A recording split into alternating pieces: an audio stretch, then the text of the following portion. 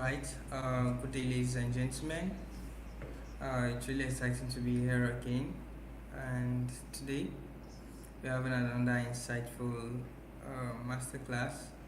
But this is not a deep masterclass as we have it like the previous ones. It's like a chit chat conversation between um, myself and our speakers. You can see here we have multiple speakers today, and these are young agricultural leaders, yeah, doing something amazing in the precision agriculture space. So in here we have two PhD students. They are currently doing their PhD, like the post graduate program at the University of Rwanda. And we also have the third person. He's a Nigerian. Well, he's also an innovator, agri-tech innovator at that. Yeah, doing something in precision agriculture. So they're going to be sharing their perspective on the topic we called precision agriculture technology in action, practice and research. So I want you to use this medium to also invite your friends, your colleagues, and everyone you know that this they need to hear about this or this program or masterclass is going to be useful for. Do well to invite them. So if you're streaming online, either on LinkedIn or via the YouTube platform, also, yeah. So do well to reach out to them.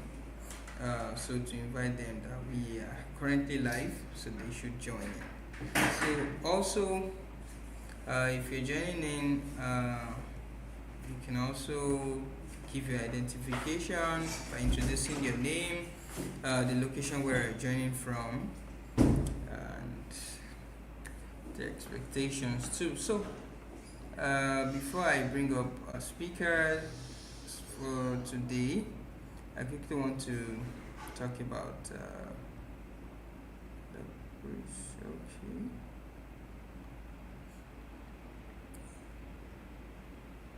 Alright, so as we all know, this is Precision Agriculture Incubation Program, and this is the virtual edition of this program. So this is organized by the Precision Field Academy. Precision Field Academy is the classic African digital agriculture training school, exposing youths to digital and precision agriculture technologies, happening in terms of expository and systematic training on the concept of drone technology, GIS, and remote sensing, and also in the aspect of IoT and enterprise development. So this is PIP, as we all know, and I quickly want to give a context into what PIP is all about again, for the sake of our speakers or those just joining us. So, Precision Agriculture Incubation Program is a youth-centric digital agriculture capacity building program from the staple of Precision Field Academy, the classic African digital agriculture training school, causing rapid transformation in the agriculture sector.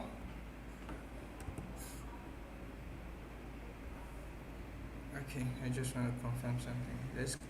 Alright, so causing rapid transformation in the global agriculture sector through comprehensive and expository training of youth on the concept of precision agriculture technologies and its application to solve today's pressing challenges emanating in the agriculture landscape to strengthen and stabilize economic prosperity. So, from our research, recognizing the transformative potential of what precision agriculture has to offer, we also discovered there is a gap, there is an urgent gap that needs to be closed, and that is what we call the skill gap. So, to equip the young emerging farmers and young agricultural professionals, aspiring agripreneurs who falls into the demography of youth, yes, with the need for requisite knowledge and skills to harness this technology effectively for global opportunity and exploit.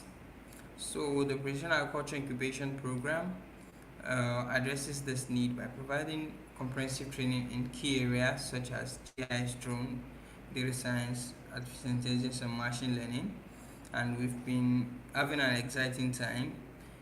Sincerely from our global faculties around the world, these uh, experts in their respective fields sharing their current best thinking, yes, on the concepts or the topic they were giving about, from AI to machine learning to robotics and enterprise development. So through this program, our previous cohort participants for the cohort 1 and cohort 2, um, they've been empowered, exposed to this technology.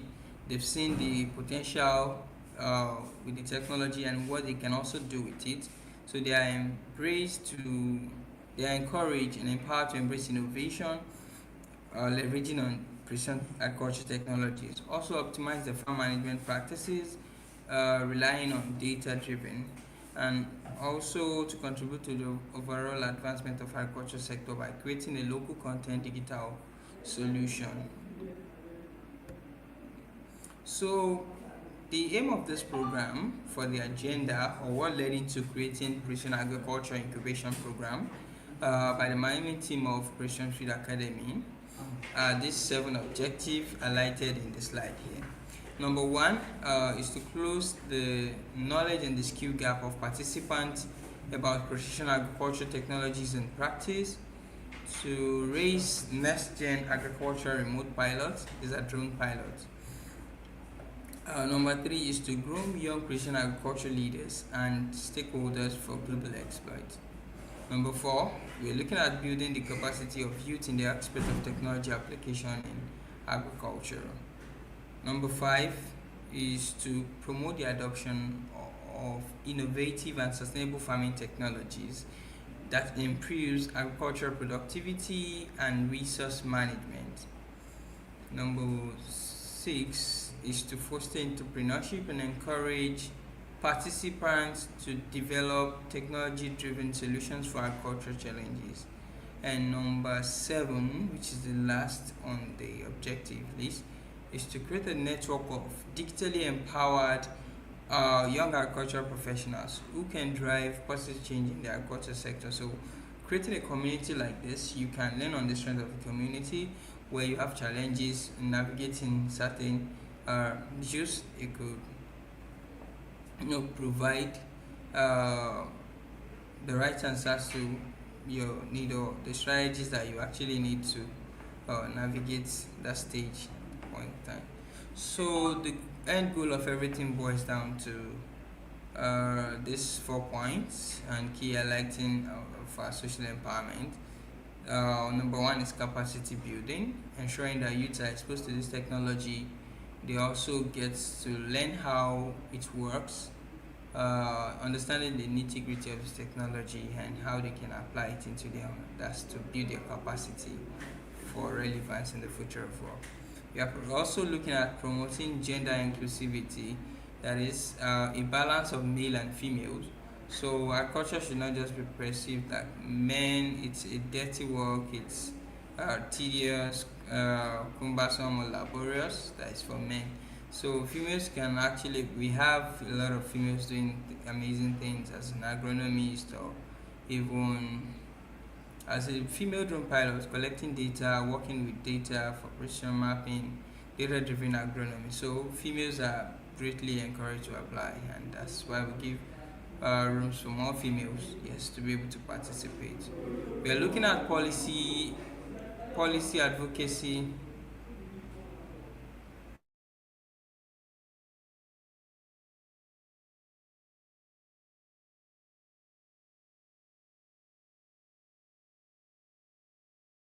Thank you. Sorry. So we are looking at policy advocacy, youth engagement in advocacy efforts to influence agricultural policy. When youth are well informed about these technologies and they have the opportunity to be in the government or power, they can help shape policies that will promote the adoption of this technology and change the sector of agriculture generally as a whole.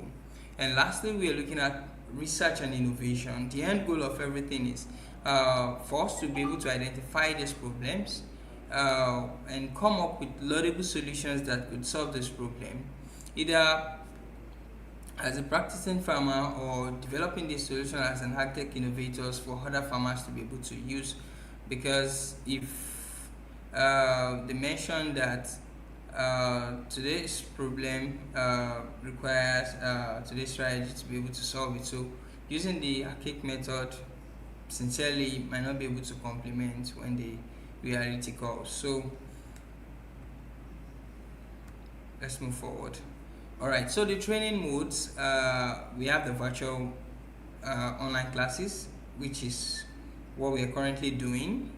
So our virtual classes is going to be ending next week. By next week, Friday, we are done with all these virtual classes. Then we shift into on-site practicals, where you do open field tests, real experience, and hands-on training on the field. So just to give a briefing on that. So we are focusing on drone technology, GIS and remote sensing, artificial intelligence and data science, robotics and IoT, personal and enterprise development for ag tech innovators. So what are the things you need to know as regarding being an entrepreneur, agri-tech entrepreneur, and from your personal side uh, to your business aspect? Uh, these informations are quite critical to the success of your business or the sustainability of your business as well, reviewing your strategy. So we have experts already who are going to be. So next week we are going to be closing this online classes. So today, we're going to be talking about this. All right. So this is topic we are talking about, and that's precision agriculture technologies in action. We're sharing perspective, practice, and research. And our first speaker for today a is the founder of FTN Technologies. So I'm going to read through his profile and I bring him on board. While once he's done with his talk, then we bring in other speakers as well, so we can have question and answer over time. So to share. All right.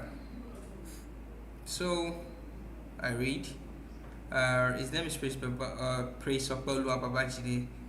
So Praise Babajide is the founder of FTN Technology, an agri-tech company dedicated to empowering African farmers through precision devices and real-time data insight to boost yield and sustainability. Praise has his background in electronic and computer engineering, and he is also a graduate member of the Nigerian Society of Engineers. Praise blends technical expertise with his entrepreneurial vision to address the challenges of smallholder farming. Under his leadership, FTN Technologies developed a evolved device, a solar-powered smart field device that measures soil parameters and deliver AI-driven recommendations via our FTN mobile app. The company's unique model trains able rural youths as certified FTN operators to deploy devices, interpret results, and guide farmers. So farmers pay no upfront cost, instead adopting a pay-as-you-go repayment linked to yield, making advanced agri-tech accessible while creating rural employment. Praise has won two prestigious innovation awards for advancing agriculture technologies and his entrepreneurship spirit, which nurtured at Faith Foundation, where he was taught to build, grow, and scale. Wow, that's very powerful. All right, thank you so much, Mr. Praise, for joining us today. So I will bring him up on board now. So we can. All right, good to have you here. I think you are muted, so you can All bring up right. your. So while Good I put afternoon, this. everybody. Can we hear me over there? Hello, Mr. Joseph. Can you hear me, sir?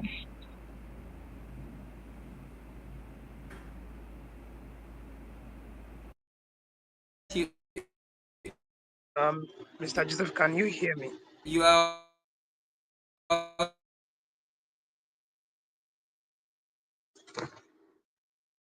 Yes, I do. Yes, I can hear you. You are audible.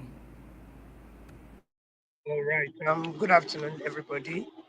I'm speaking from Nigeria, actually. My name is Babajide, as been mentioned in the introduction.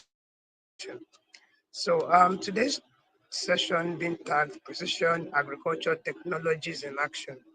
I would like by, starting with a scenario from the Holy Books. The scripture says, like in the Holy Books, that the labor of the foolish wearies them because they do not know the way to the city.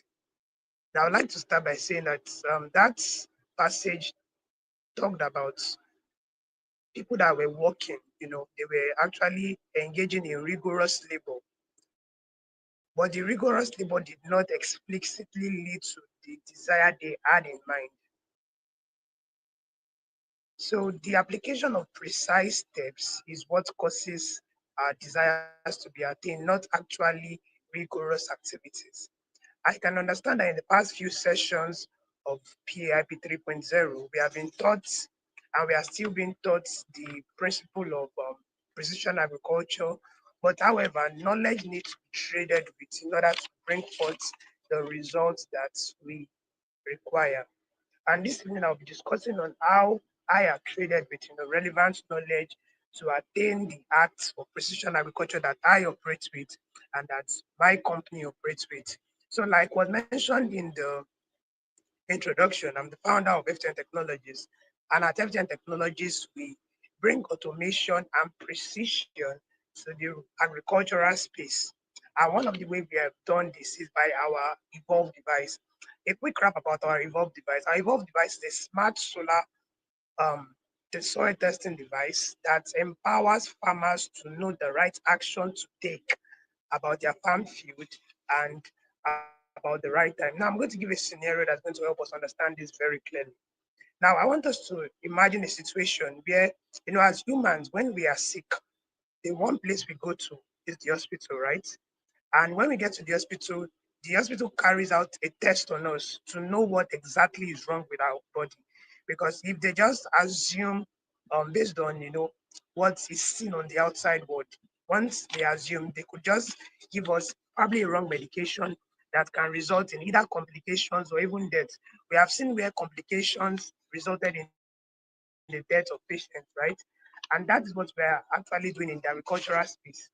We are covering we are bringing about precision, we're bringing about real data into agriculture. We don't want a situation where farmers guess um, what to do anymore. We are the soil doctors in this case now, the real time and the on-site soil doctors. So when farmers have difficulty in their farm field, they don't need to guess, oh, what do I need to do? Should I add a bag of MPK 15 15 15? No, what they do is just get the soil doctor in their hand, which is our Evolve device, inserts to the soil, and it gives them the right information they need per time.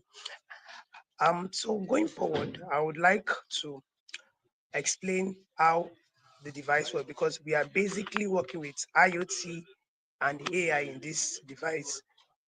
IoT and AI plays off, and that's one of the major objective of Precision Field Academy in this program. They want us to understand how we can blend technology with agriculture in order to make precise decisions. Like was mentioned before, the goal of Evolve device is to empower rural farmers, not just rural farmers, to empower farmers to make informed decisions by integrating real-time soil data, AI recommendation, and farmer-friendly UI designs. This way, every farm test becomes a conversation. Every time a farmer gets to analyze the soil, it's more like the soil is speaking back to him, thereby allowing farmers to know exactly what their crop needs at the right stage of growth. Now, how does the technology work? How does the Evolve device? Remember, the Evolve device is a smart solar powered soil testing device that allows the soil to communicate to the farmer based on the crop that is planted and the stage that it is growing actually. Now, I'm going to explain how this technology works in 5 basic steps. Remember, I said earlier that we're working with IoT, which is Internet of Things, and AI, which is artificial intelligence. Now, I would like to explain this using the analogy of the human body. The human body is very dynamic, God, in his own way, created us as unique beings, very unique and special. So, I'm going to explain how our evolved device works in similar manner as the human body. Now, remember that we have the sense organ in the body, we have our nerves, we have the brain, we have our mouth, and we have our hands and leg. I'm going to show us how this works in our technology. I think the slide should be on data flow now, sir. So our sense organ in this case is our sensors. Because for us to know what the soil needs, we need to understand the data that is coming from the soil. And how do we get the data? We get the data by our soil sensors. So we insert our soil sensors into the field, and when the soil sensors are inserted into the field, we get data. And the data we get are not words, they're actually in binaries, they're in numbers, which a normal human cannot express or be able to understand. So these sensors need to send this data to the brain. Remember, I said we're explaining this now in the human format. Our sensors are like our sense organs. We have five sense organs: eyes, nose, ear, skin, and tongue. So this react to the outside environment. That is how our sensors react also to the soil. Our sensors help us get data from the soil, and it needs to transport those data to the brain. But how will the some sensors transport the data to the brain? That is where our nerves comes in, which is our connectivity. For you to be able to transfer your information received from your skin, from your ear, from your eyes, from your tongue to your brain, you require your nerves in action. And that is where connectivity comes in place in our IoT and AI system. Systems need to be interconnected to each other, and that is where connectivity comes in. Connectivity is the implementation of either wireless communication, which is Wi-Fi, or GPRS. Many a times, this wireless connectivity can include Bluetooth, Zigbee transmissions, but sticking to the primary one that everybody can relate with, Wi-Fi, you need to um, let data be sent from the device to your brain. The brain now is the AI system. Like I mentioned before, we are explaining this in a human analogy so that we can all understand that we are coming from different backgrounds. I wouldn't want to bore us with complexities of the Sorry, it engineering seems aspects. our So I want speaker us is to see it started in this way network that from his end. the AI system is the brain. I would just advise you Now, should relog in or okay, am I hearing something from Mr. Joseph? Please go ahead. I All can right. hear you. So Go on. the connectivity aspect is the Wi-Fi system that allows data to be transmitted from the sensor to the AI processor, which is the cloud. I know many of us know about Google. We know about Firebase. We know about Zigbee platforms, right? Those are platforms where AI processes goes on. Look, let's look at the general one that everybody even can relate with, which is ChatGPT. So what our device does in this case, although our platform is not ChatGPT, our AI platform is not ChatGPT, but what our system can do if we are linked to ChatGPT is such that we transform this data from the sensors through Wi-Fi to the GPT, and GPT is now what processes those information and sends them to the farmers. But how do the farmers see this? That is where the mouth comes into place in this system. Remember, I said before we're using the human body to give the analogy of how this IoT and AI system work. Remember, we started from sense organ, which is our sensors. Now the nerves, which is our connectivity that allows the sensors to connect to the brain, which is our AI processor, which we call the cloud. And our mouth is what allows the system to speak to the farmers. Now, in this case, our mouth is our mobile application and our SMS system.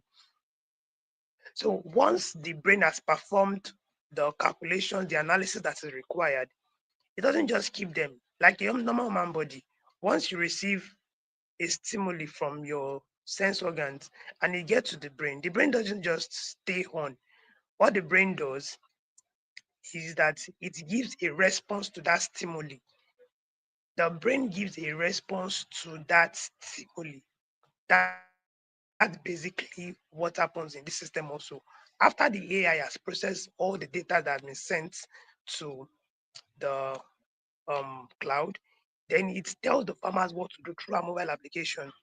So it tells the farmers, okay, for example, let's say we are low on nitrogen, we are low on salinity for the field. It tells the farmers what to do, the exact thing to do per the growth stage of the crop.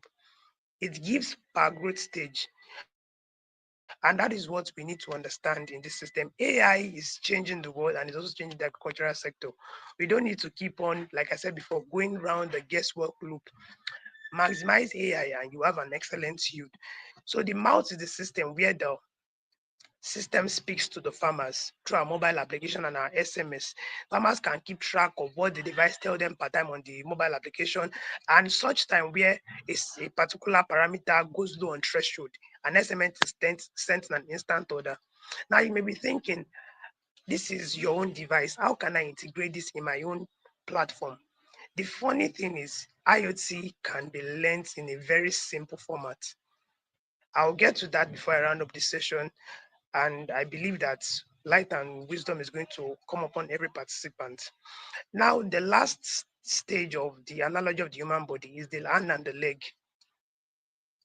We can agree with me that when we receive signals from the brain and it has been communicated to the body, most of the information are carried out by our hands and by our legs. And that is what we call in this case the farmer's action.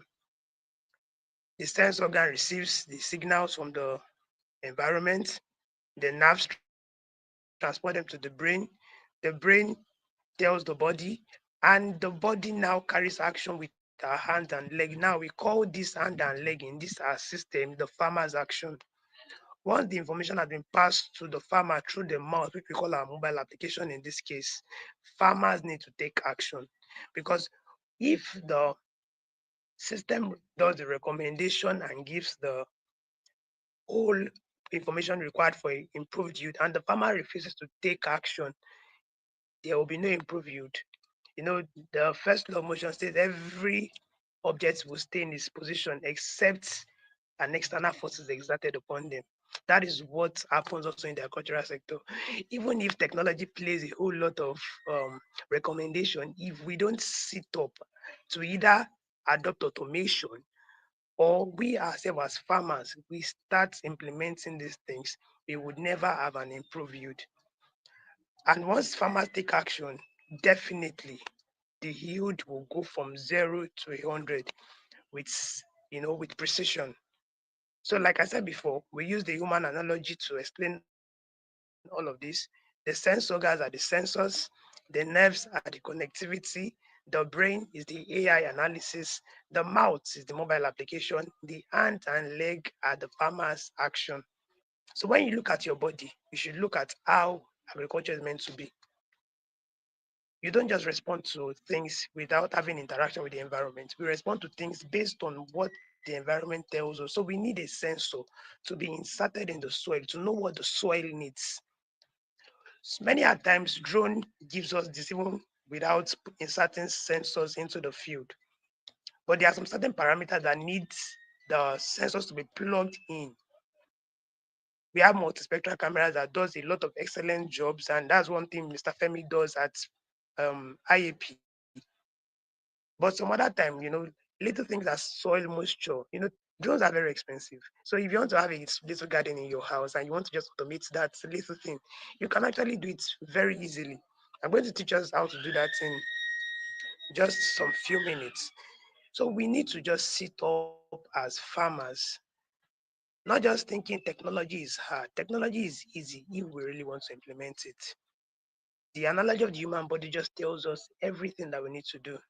The sense organ, which is our sensors, the nerves, which are connectivity, the brain, which is our AI processing, the mouth is the mobile application that shows the farmers what to do. Then the hand and the leg are the actions that the farmers take. Now, you will ask me, I want to come into the agricultural space. I want to learn how to, automate my small garden. For example, let's say you have a little garden in your house. Taking, for example, the little thing actually, the most common thing, soil moisture. You want to automate irrigation in your garden. You ask me, how do I go about this? First things first, like we said, the analogy, you get a sensor, a soil moisture sensor.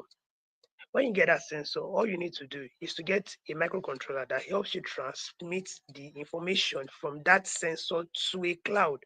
Now I'm going to give you a very good spoiler here. Many a time you don't need too many large amount of money um to start IoT.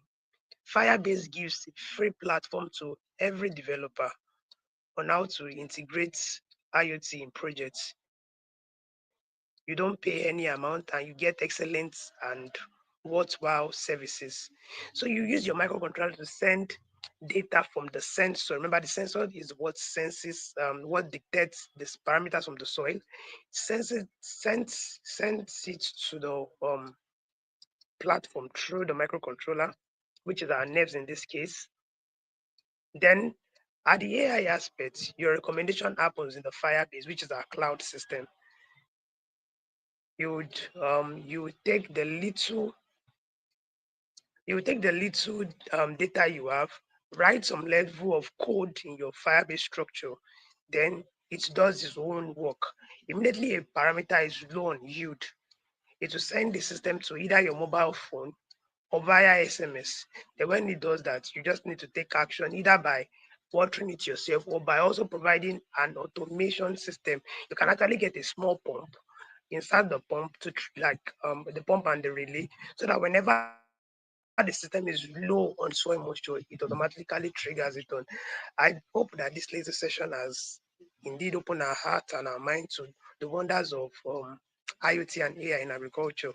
Although many of these things cannot be said in an online session, many of these things are majorly done in practical. And I hope that sooner or later we all have a hand-on experience. And I would like us to engage in the physical classes of PFA Academy in this cohort session by registering and signing up, because that session will actually do a whole lot more for us in understanding how IoT and AI works in the system. Thank you so much, PFA. Thank you, Christian Field Academy. God bless you.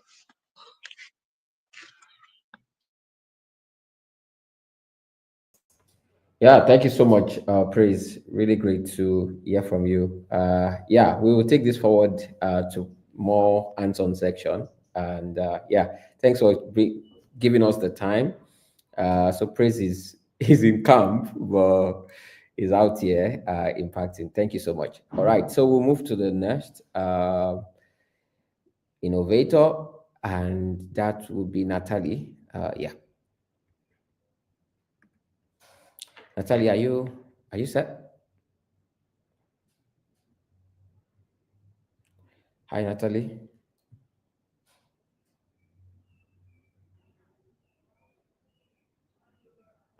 Hello, Natalie.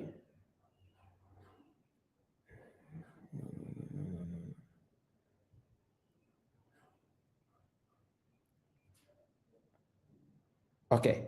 While we wait for Natalie, so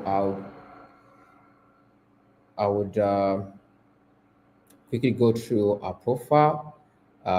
So Malo Natali Sharifa is a PhD student in precision agriculture under the PAT project at the University of Rwanda.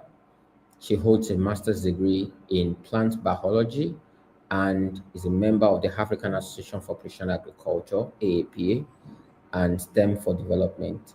She also serves as a part-time assistant researcher in the Laboratory of Plant Genetics and Plant Breeding at the University of Yaoundé in Cameroon, and at the Research and Support Center for Agropastoral Producers in Cameroon.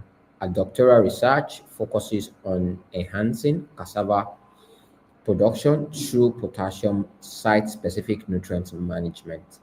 using precision agriculture tools such as IoT-based soil sensors, remote sensing, and AI-driven modeling. The study assesses soil potassium variability, evaluates cassava growth and yield under different potassium application rates, and investigates correlations between vegetative indices and potassium uptake. Ultimately, our research aims to develop an AI-based biophysical model based on machine learning techniques to integrate soil data, vegetative indices, and fertilization rates, thereby accurately predicting optimal potassium application rates to maximize cassava yield and promote sustainable nutrient management. Yeah, I'm super excited to be having uh, a researcher and who is going to be sharing with us research in precision agriculture today. Natalie, are you on? Can we have you? Are you good? Yes, I am good. Thank you. Okay, looks like your video is not on. Not sure, but you can continue. I, I try to. Okay. Yeah. Do we have your slide?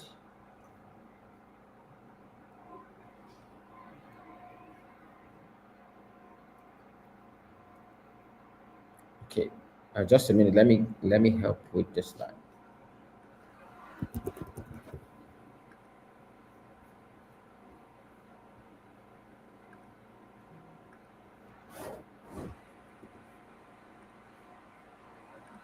Okay, I can see that. Okay. All right.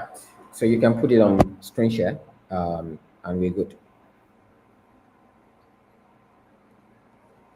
Presentation mode. Thank you. Okay. Thank you very much.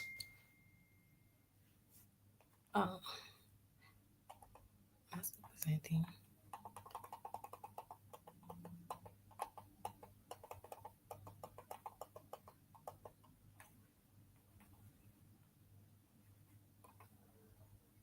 Oh, okay.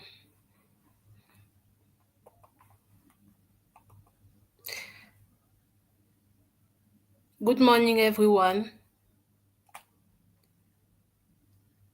I'm not saying. Please, are you with me? Yes, we are with you. Yeah, we are with you. Okay. Yeah, you can go ahead. But if you can put the presentation, it looks like you are finding it difficult to Okay. put on a presentation mode, or Okay. and you can cancel this out. Yeah, so that it can be more legible for the viewers. Okay. Good. Good morning, everyone. My name is Molo Nathalie Sherifa. I am a research fellow under the PAT project, which is a project which aim to strengthen the capacities of young scientists in the field of precision agriculture. I'm a PhD student at the University of Rwanda, precisely in the College of Agriculture, Animal Science, and Veterinary Medicine. I'm in the Department of Soil Science, and I have a master's degree in plant biology. So I'm going to present today. It is an honor for me to be here to share my knowledge. So I will thank the Precision Field Academy team for offering me this opportunity. The presentation is going to be done according to the following plan. We will start first with the introduction, followed by the importance, the tool used, the methodology, the expected results, and the conclusion. Normally, traditional farming relies on uniform fertilization. When we talk of uniform fertilization, it can be over fertilization or under fertilization, thereby ignoring the specific need of the plants. And sometimes this may lead to fertilizer losses, to high cost losses, to low yields, and also have an environmental impact. So for you to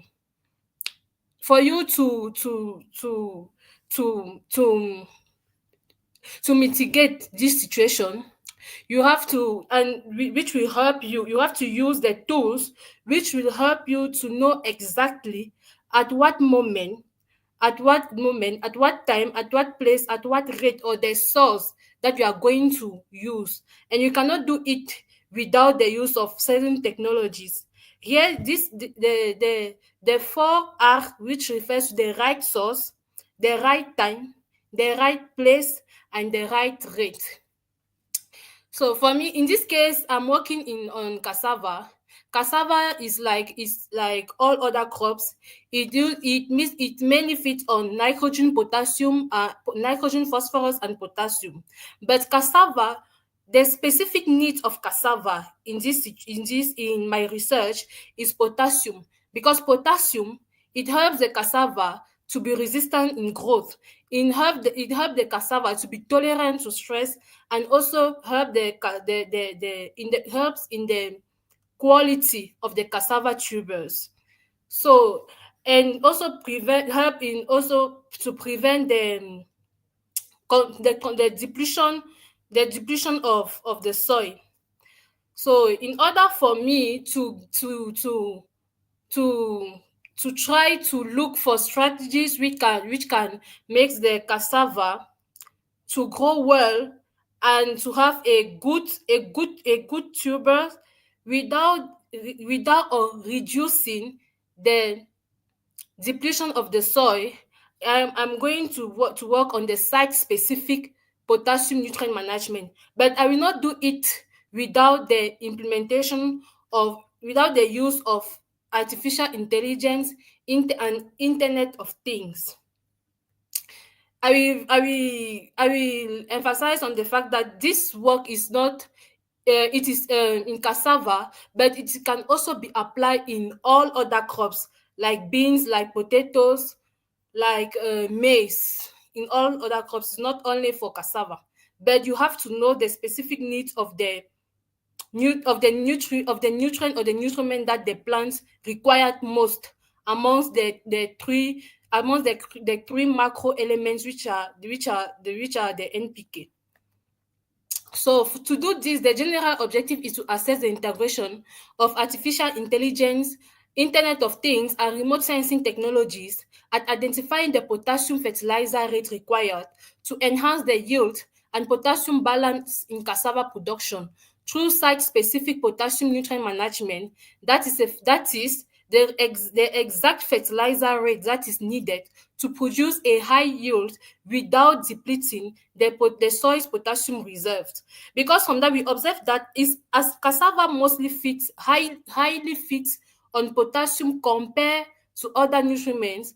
When we are harvesting the cassava, there is also a high loss of potassium nutriment from the cassava and even from the tuber.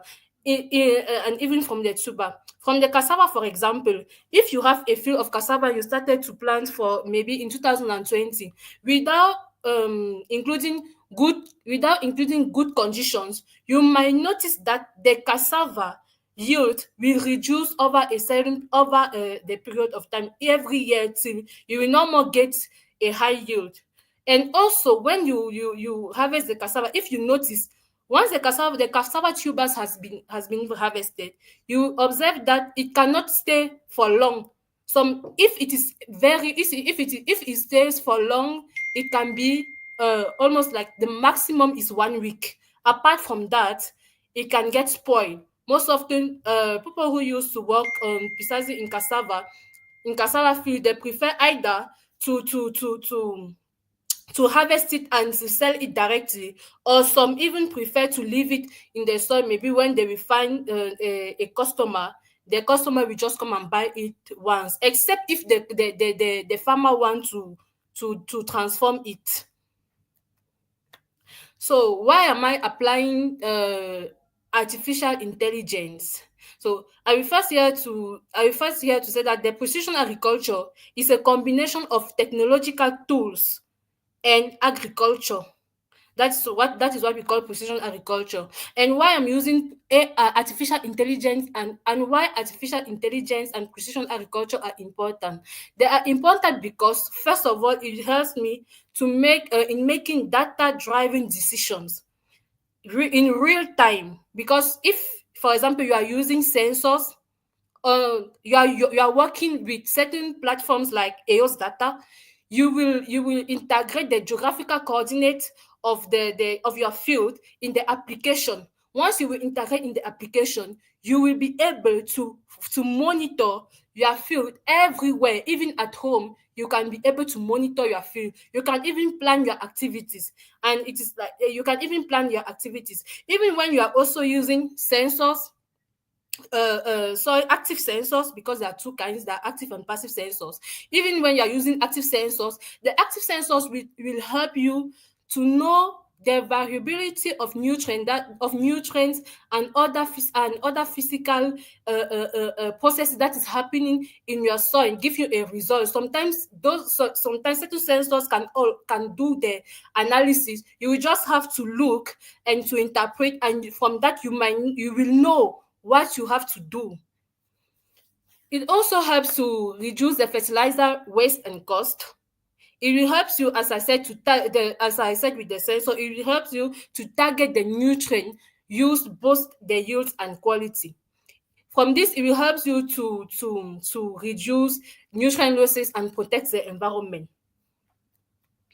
So, as a tools that are used here, the first tool, since I'm working with artificial intelligence and Internet of Things.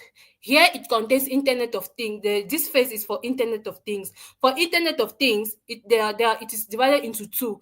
There is remote sensing and there is the use of the sensors. In this situation, I use first in remote sensing, I used the Google Earth application. The Google Earth application will help me to collect the geographical coordinates of my field in the form you have to collect it in the form of a polygon at the first site of your field. This is to have a shape file that you will use to integrate in the application. Every application in the world that helps you to monitor to monitor your field based on remote sensing technologies, you have to take the geographical coordinates of your field. If not, you cannot just monitor your field or planify your activities. The first thing that you have to do is to take the geographical coordinate of your field. Then secondly, I use, since here for this is the part of the satellite, I'm using EOS data analytic platform, which is a platform that is developed based on Sentinel-2 satellites. It helped me to monitor the field, to monitor my fields, and also planify my research activities.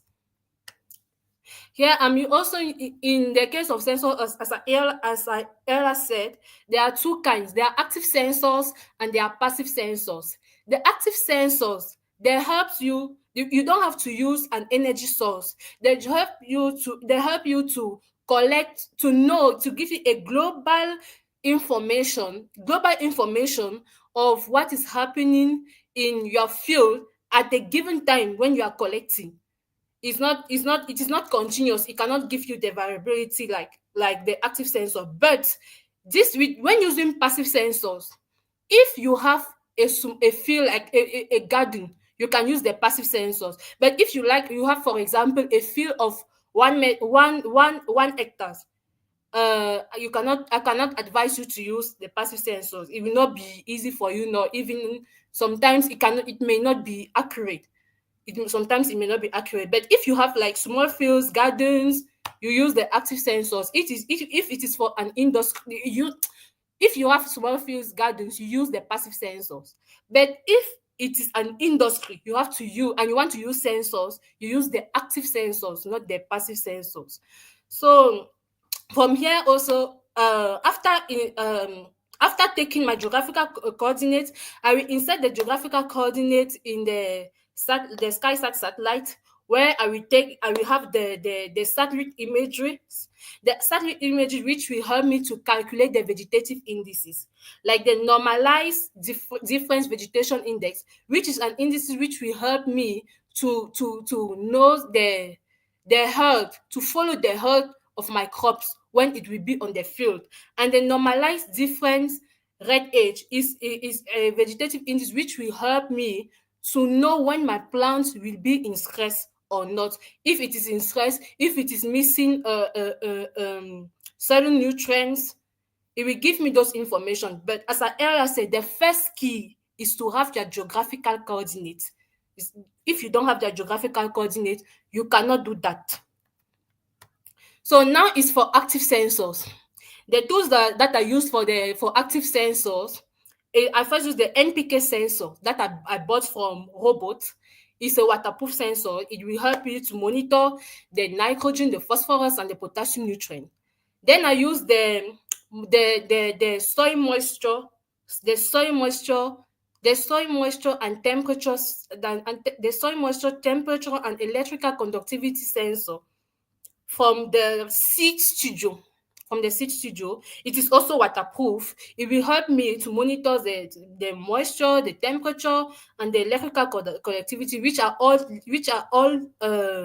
parameters which the plants require in order to grow in good conditions. I will also use the sense cap. The sense cap is like we also bought it from the seed studio. It is the controller. It uses the Modbus protocol. It will help me to connect the sensors, and also I will connect it to the solar panel. With this sensor, with this sense cap, I will no more need other tools, because when you have to use the active sensors, there are two kinds of active sensors. There are the pre-programmed active sensors and the active sensors which are not yet programmed. And when you are working with those sensors on the field, if you want to have accurate data, you must have a very good quality of sensor. If not, your data will not be accurate. You may also face technical problems, and you may spend enough money. But if you don't want to face these kinds of problems, you really have to buy good quality sensors.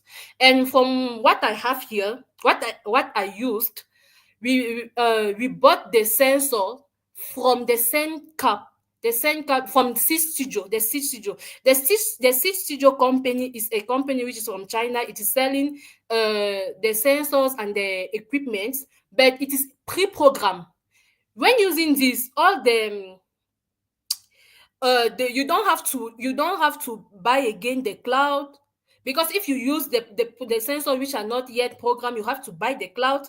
You have to look for other from technicians, and maybe if there is a problem, you have to call them almost every time. You have to do several things in order to avoid them.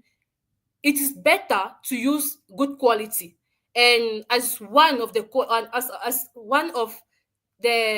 kit of sensors that I am actually using, which is a quality, which is accurate, is from Seed Studio. If you know that you don't want to do maybe the analysis, because even when you are using those active sensors, the active sensors that you are using, it may sometimes just give you figures, but it will not help you to analyze. But with this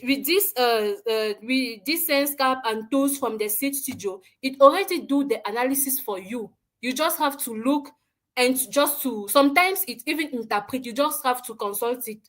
Say almost, maybe depending on your programmation, you can decide that maybe I want to collect the data almost after every 2 weeks or after every 1 month. It depends on you. It do already all the work for you. Then we use the waterproof aviation connector, the waterproof and aviation connector, which is connected here. It links the sense cap with the sensors in order to share to in order for you to in order for you to transmit you the informations. And this is the solar panel. But if you don't have the if you don't if this is in the case you are working on an open field, on an open field, you can use solar panel in order to supply power to your sensors. If not, you can use maybe rechargeable batteries. It depends on you. So from this, we from the field we collected the geographical coordinates, then we did the soil sampling and the analysis. We installed the field. The research is actually taking place in the southern region of Rwanda, at Mututu and at Rubona. So we apply the different rates of fertilizers based on what based on the rates and the fertilizers that the communities are using, in order to find the exact rate with the help of those technological tools. Here we use the single source fertilizers, which is the urea, the TSP, the triple superphosphate, and the morate of potash. This is, as I earlier told you, there is the four R, the right source. You have to know. In this case, we use these single fertilizers in order for us to easily control the nutrients, and the elements which we are going to and also the action that we are going to do.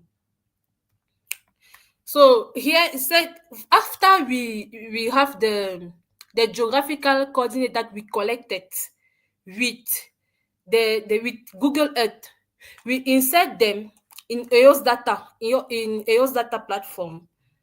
I don't know if, let me show you.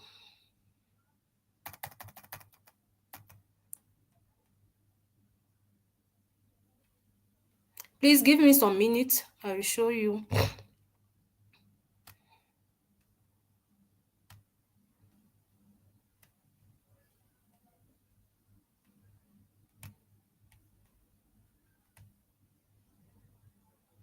Okay, this is the EOS data platform. This is my field here. Once you already have the EOS data platform, sorry if it is in French, the EOS data platform is a platform which is developed based on Sentinel-2 satellites. There are different kinds of satellites, but here they mostly use Sentinel-2. But you can also use PlanetScope. If PlanetScope is available in your country, you can use PlanetScope. It will give you you will follow your field at a precision of 3 meters. But using Sentinel-2, it is at a precision of 10 meters. So once you have already your geographical coordinate that you collected with Google Earth, you come to the Sentinel, to the EOS data platform. This is where you have to download your geographical coordinate. Here it should be either it should be a shape file. If it is not a shape file, it will not even you the data, the platform will not integrate it. So it should be a shape file. Once you already integrated the geographical coordinate in the application, if for example you have maybe 2 fields, like me, I have 2 fields. This is here to add the fields. I have 2 fields. You can add your field here. You can add. If for example, this is how you collect using Google Earth. This is how you collect your geographical coordinate. At this point, then you integrate. If you want to verify maybe the weather, you can click here. You can click here. It gives you the information, every information related. Like here, this place, it tells you that today the weather is good. I can go and pulverize my treatment. I can go and pulverize maybe pesticide.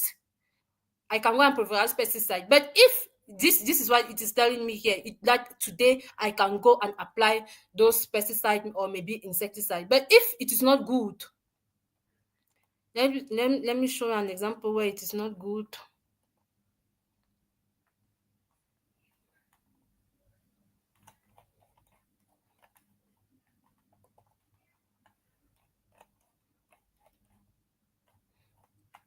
No, I will show you earlier.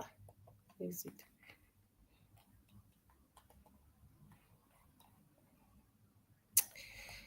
Anyway, I have to download all this, but I don't. It's not possible because it's so long.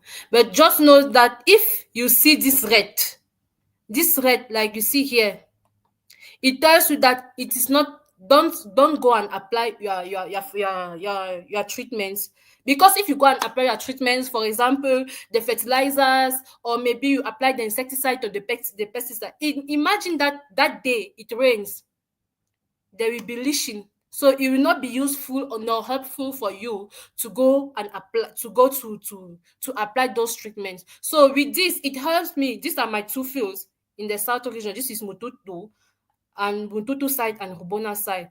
Every time that I want to maybe to apply the fertilizers, I just open my platform. So here is, for example, if you are working in a team, maybe you are working in a company, you want to monitor, maybe you are the project manager, you want to put other members of the company. If if maybe you are not available, you can put them there you can integrate them in the application, so that if you are not there, they can also visualize it anywhere they are. And here, this is to planify the activities. I will show you. This is to planify the activities, the planifying of activities. Like if you have to go and fertilize, if you have to go and harvest, if you have to go and plant, you can planify it here.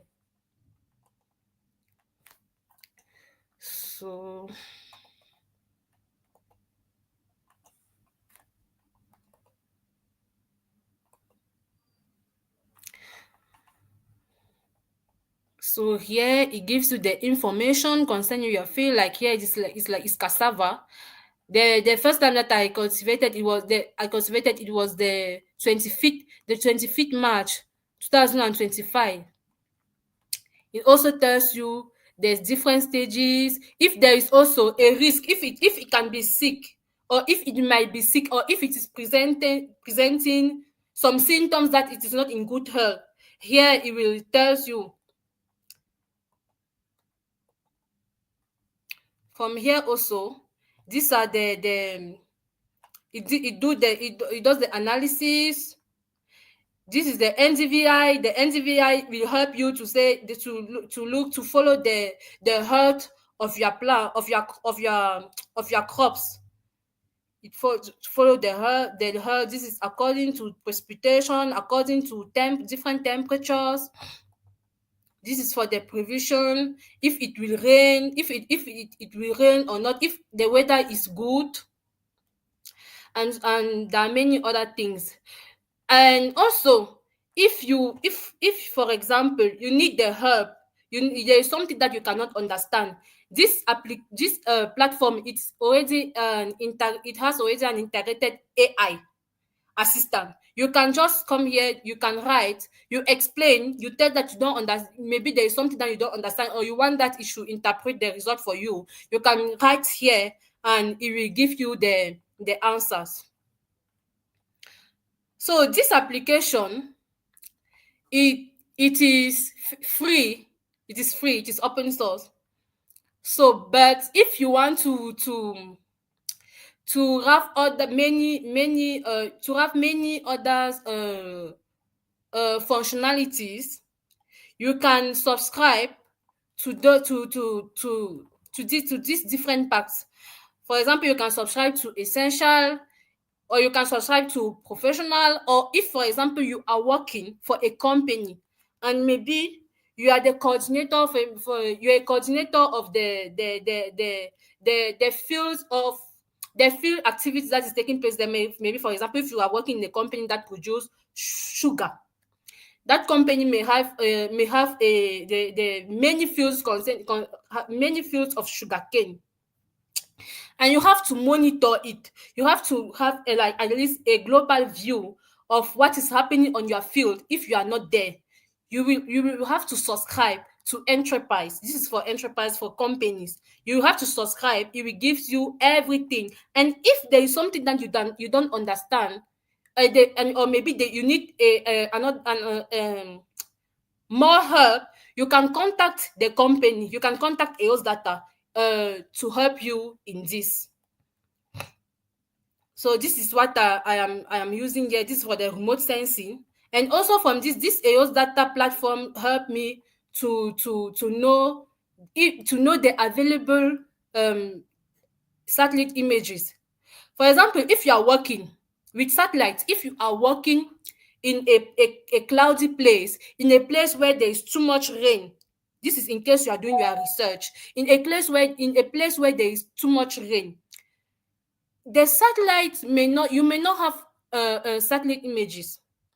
In that case, if you want to do a good work, you will have to use the drones.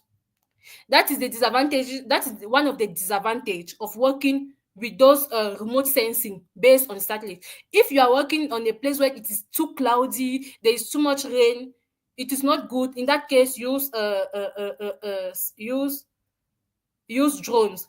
But if not, maybe you are doing your research, and you want you don't want maybe to you don't have maybe the opportunity to use the drone. In that case, you can use this platform, and this platform will tell you when there's the availability of good satellite images that you can obtain, that you can use in order to calculate their vegetative indices. Sometimes it already calculates the vegetative indices of your whole field. For example, if it calculates the NDVI. The NDVI, which helps you to monitor the health of your crop. From there, it returns you if your crop maybe is at 50%, is at 50% attacked, or maybe it's at 20% attacked, or maybe if there is the risk, it will tell you. But all this, when working with remote sensing, the key of remote sensing is using the geographical coordinate. So before doing all those things, you have to get your geographical coordinate. So this is the part of the remote sensing technology that I am using in my work actually. So please give me again some minutes.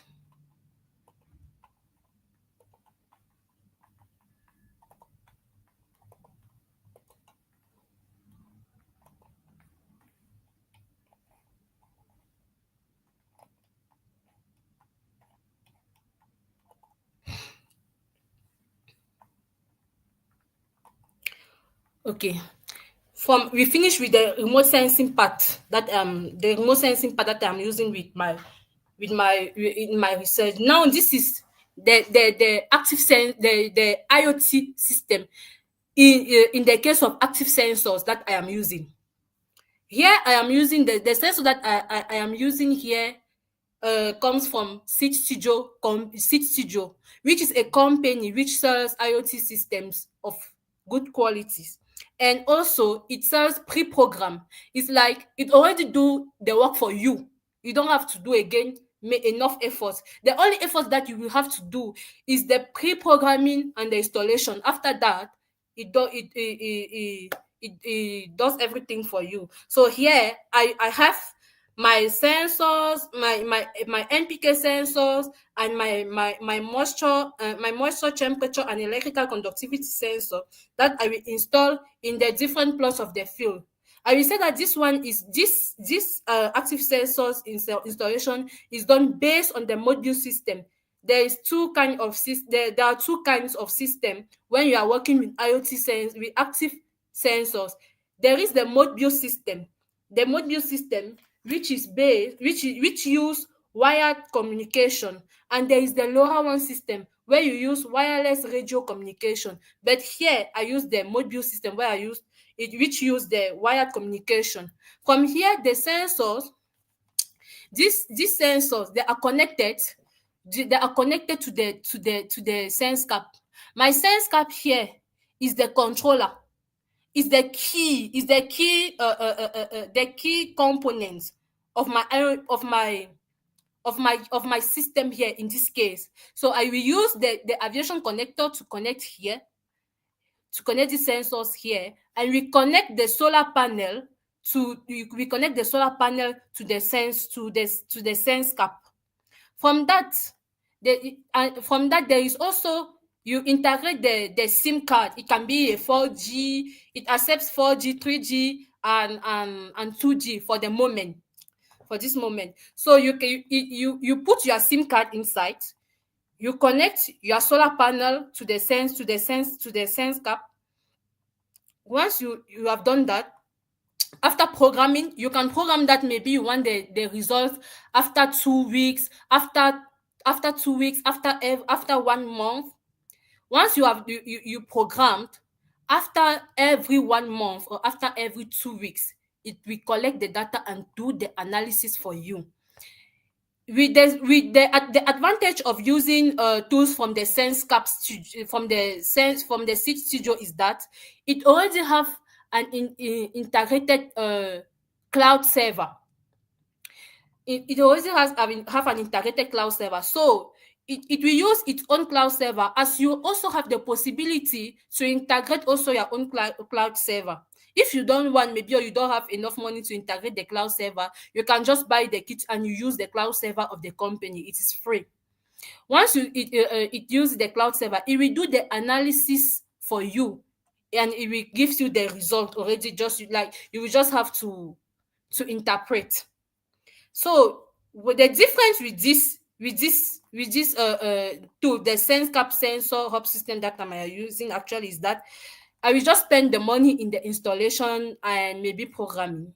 It will not be enough. But when you are using other active sensors, there is the installation, there is that you have to pay, there is the programming part that you have to pay, there is the hosting that you have to pay, the hosting services, which is the cloud. You will have to pay the cloud again. And there is also the hosting services, and there is the programming services. But here, even the programming that will be done will not be as high as compared to when you will use non-program sensors. And here, everything is, you just have to interpret, or just to read, or just to visualize the graph. So when you want to work with IoT sensors, or you want to install them in your field, the advice that I can tell you is to use good qualities. And it is in every aspect of precision agriculture, in every aspect of agriculture that you want to apply technology. If you want to use drones, it must be of good quality. If you want to use sensors, it must be of good quality. If it is not of good quality, even if it is cameras, it must be of good quality. If it is not of good quality, you will face enough difficulties. So from that, I also use the active sensor, the passive sensor, which is the GXBS 3001 7-in-1 passive sensor. This 7-in-1 passive sensor, it means that it measures 7 parameters, which is the nitrogen, phosphorus, potassium, temperature, moisture, pH, and electrical conductivity. This is here when I took the parameters from my field. You have to insert them. You have to insert them for in around a depth from 0 to 10 centimeters. You leave for a certain, you leave for maybe 2 minutes. It will give you the result. But this is for my own experience. I am using these two kinds of sensors in order for me to see which one is more accurate and which one is I don't need to do more efforts. Because even when when we use those technological tools in agriculture, it's also it also helps us to reduce labor, to reduce, like, we don't have to do again more effort. But when I'm using it, I noticed that when you are using these these passive sensors, you have to do it is enough work. And if your field is big and you're working on two fields like me, I cannot advise it. But if you have your garden in your home, you can use it. So here I collected the data, 4 times 3 months, 6 months, and 9 and 12 months after planting. The growth parameters, the soil parameters that I'm collecting with the passive sensors, and also with the active sensors. The active sensor, which is based on the mobile system. I'm also collecting the remote sensing parameters, which are based on the remote on the satellite images. So from that, in order for me to these tools that I presented to you, it helped me to collect the primary data. Because when you have to use when if you have to use to develop maybe machine learning models, you need a very high quantity of data. If not, your model will not be too efficient. So you have to have an enormous quantity of data for you to work with. So from here, with the data that I will collect, the experimental data, which includes the agromorphologic parameter, the growth parameters, and the data from the laboratory. Those data are the experimental data. The observable data are the data that I collected with IoT tools, with the sensors, with the active sensors, the remote sensing. Those are the observable data. And for me to make my model to be robust, I will add secondary data that I will collect from Kaggle. So since I'm working on soil, on nutrients, I will collect the data. I will also collect the secondary data from the World Soil Information. So the World Soil Information is a platform where there is all the data concerning the nutrients of the soil according to countries. In this case, I will collect for that of Rwanda. So the first analysis, the statistical analysis will be done using my R software. Using my R software, and this will be used in experimental data, using experimental data. For the second, for me to develop a machine learning model, here I will use the observable data. I will use the data that I collected using those technological tools, using sensors and using remote sensing. From that, I will do a data processing, data cleaning, and try to fuse the data, my primary data with my secondary data. The matching model that I will develop the matching model in Python, which will be based on a specific machine learning model technique. Maybe it will be a random forest model. Now, for me, the other tool that I will use to calculate my vegetative indices derived from my satellite imageries, I will use the ArcGIS Pro. I will use the ArcGIS Pro software. As the expected result, I will have a robust predictive model. It will help me to it will help me to identify the good quantity or the good rate which is required for cassava, which will help to improve in the yield, in the quality, and also help to reduce soil depletion by also identifying and also help to reduce soil depletion.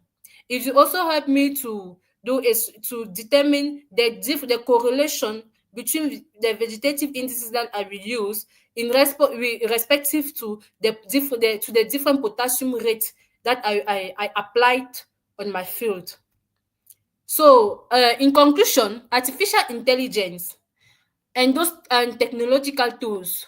When I'm saying the technological tools in sensors, remote sensing, drones, cameras, it all adds significant value to agriculture as they are easy to use. it enables us to collect accurate data and promote sustainability. However, if the quality of the tool that you used is not good, your data, or even the result, or even the result might not be good, and you may not be on the on the good, like on the good line. So for you to be on the good line, it's better for you to buy good quality. And if you cannot, maybe you can maybe go to see companies which have good, which have already this these companies, like these tools, good tools. Like maybe you can go to the precision field academy, you can ask them, you can propose them what you want to do, and they can maybe help you to afford good quality tools. Because everything in precision agriculture that we are doing, even in research, as in professional, you have to use good quality tools. If you don't use the good quality tools, you cannot do a good work, or you cannot also have you cannot do a good work. And this work will influence automatically your yield, your income, what you expect. So you have to do things well in order for you to have good, to prevent you to spend money anyhow, and also to maybe to reduce environmental impact that may be caused due to because of certain things that you have not taken into consideration. So thank you very much for your kind attention.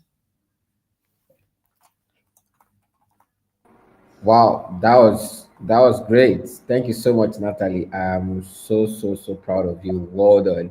And you shared some very important point, and also exposing our participant to some of the key technical considerations that they need to put in place in integrating uh, sensors, be it active, passive, and artificial intelligence, to be able to create a systems that can help farmer, improve their yield. And the the research that you are, doing is really great, and it also its impact.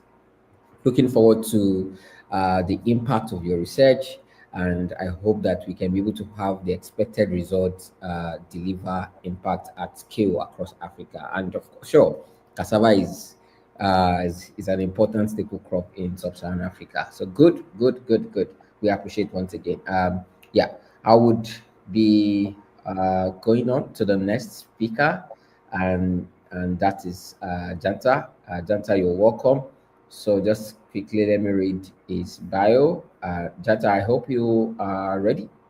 Yeah, great, great. I see you on the call. If your video can be on, that would be awesome also. Good, good. Thank you.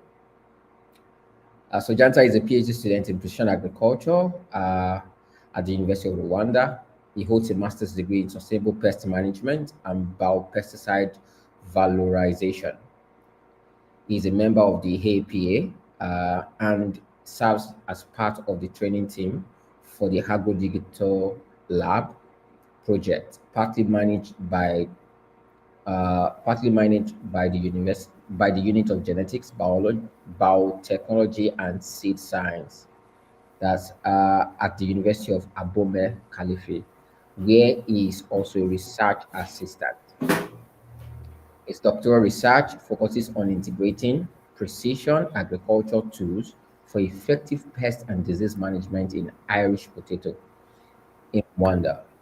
The study reviews the current state of precision agriculture technologies in managing crop pests and diseases in sub-Saharan Africa. It also assesses Rwandan farmers' knowledge on agroecological practices and their perception of factors influencing the uptake of precision farming tools.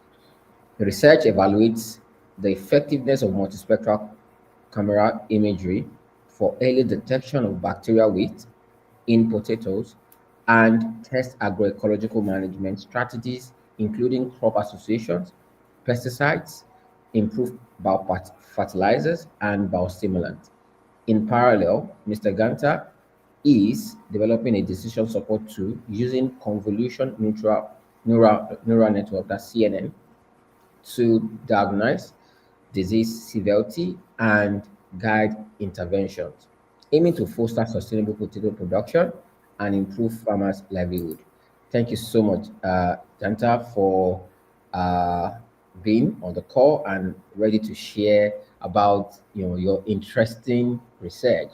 And I also have a background in integrated pest management, and it looks like we have a very good understanding. So I'm looking forward to you sharing. Yeah, good. Please, you can proceed. Okay, can you hear me? Yes, we can hear you. Okay, thank you very much. Thank you, Mr. Femi, for giving me this opportunity. You already presented me, so I don't need to do it again. I Okay. will uh, I will send a special thank to my colleague Nathalie Molo. We are in the same university in Rwanda. So as you said, I am working on potatoes diseases. And let's say my presentation will follow this outline. I will uh, I will start by a short introduction. I will present the importance of my study, the tools that I am using or the one I will use, the methodology, the results, and also the conclusion. So the title of my work is Effective Pest and Diseases Management of Irish Potatoes in Rwanda using multispectral imaging, artificial intelligence, and agroecological techniques. But in this contest, I will present only two specific objectives related to this work. So potato is the world's most important non-cereal crop in the world. But unfortunately, the production is facing many constraints, and pests and diseases are the main constraints. And when farmers they see that they have many difficulties and they face what probably they don't master, they usually apply pesticides, and those pesticides are not applied well. So we it leads to some health and environmental problems. And the objective since some decades is to reduce this amount of pesticides used by farmers on the field. So our work is to contribute to potato production improvement through effective management of pests and diseases using precision agriculture and agroecological techniques. So the first specific objective is to test the effectiveness of using multispectral images in detecting potato bacterial wilt severity as early as possible, because it is important. The objective it is to identify the diseases as early as possible, and then we can apply the control measure as soon as possible. So the second one is to develop a decision support tool to identify the pests and diseases using AI and deep learning. So, and why AI and precision agriculture are very important in pest management? Firstly, as I was saying, it is for early detection of those pests and diseases. Sometimes it is not possible to see what is happening to your plants on the field. You cannot know exactly. Maybe it will be related to lack of nutrients, or maybe it is a disease, maybe it is an insect. You don't know really. And even if you are a professional, sometimes it is not easy to identify the diseases with the naked eyes. So the objective of using technologies is to identify, is to see those diseases or pests as soon as possible. And the second step will maybe to map the crop health of your field. Then you know exactly where and where you can apply the pesticides. And then, if you go on the field, you have your map, and on your map you see when the disease where the disease is present. And with the localization, you go on the field, you apply your pesticide exactly at this place, and then you reduce the amount of pesticide you use on the field. You save money and you protect yourself and the environment. And with AI today, it is also possible to monitor the infestation trends. So, with climate conditions, you know that this diseases, it can appear at this period, or this pest is more dangerous at this moment. So you know exactly when and at what moment you can apply your pesticides. And what is the most simple application of precision agriculture today is the decision support system. If you develop, you find a solution. If, for example, after our PhD, we find a result that is very interesting, we need to show it to the farmers. And the simple way is to, for example, to develop an app. And with this app, the farmer can apply the best pesticides, and use the agroecological methods to control the field. So, what I am going to do, or what I started, is to use multispectral camera. And multispectral cameras, they are very expensive. They are very expensive. And first of all, I wanted to use drones. But in Rwanda, according to the context of your country, it is not sometimes very easy. And the second time, I wanted to use satellite imageries, but where they produce potatoes in Rwanda, there is too many cloud cover. So it was not possible to get quality images. So the third option was to use hand-led multispectral cameras, and low cost, and you need to choose your tools according to the fund that you have. So, and fortunately, I found that there is the MAPI camera, MAPI multispectral camera. It is different from the others camera, because it will only give you the opportunity to have some a specific wavelength. For example, with this camera, you can only get the red, the green, and the near infrared with this camera. So you see, you can only get these wavelengths. And I will also use this MAPI camera. This model captures the red edge light. So the objective, it is to combine the two camera. I will mount the two camera together, and I will take the pictures of the diseased plants on the field, or in greenhouse. So, I'm sure most of you may know that it is important to use a calibration target. This tool is important. It will help you to correct and standardize measurements, so that the values obtained are comparable over time between sensors, or between different lighting conditions.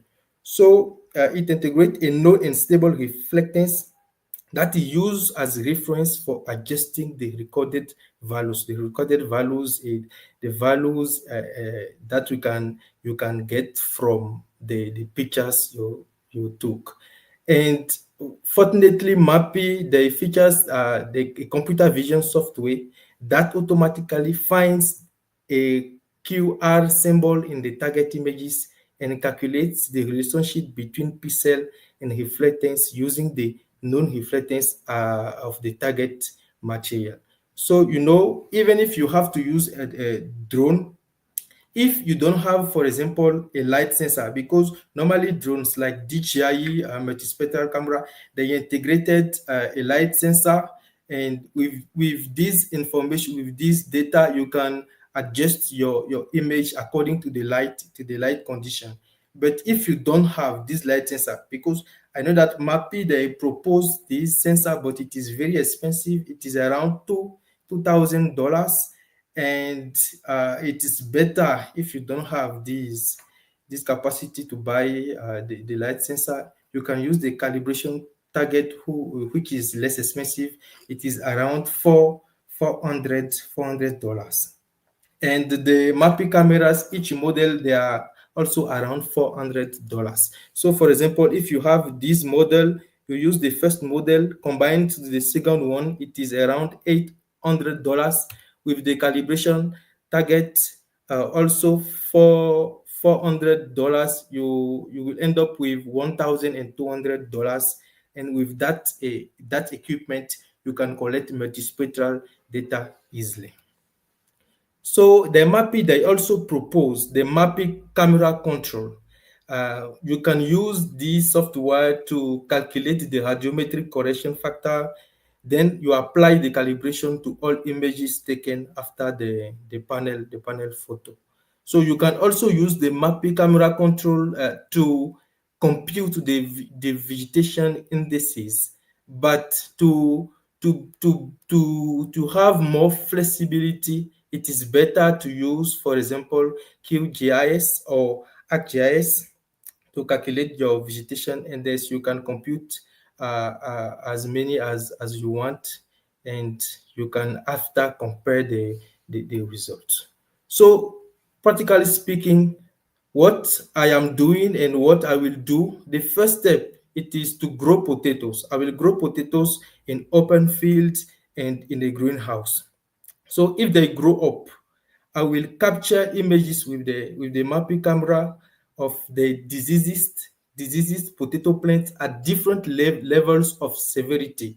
So if I have the medium, the severe, and the low, I will identify the level that I am interested on, and then I will take the pictures.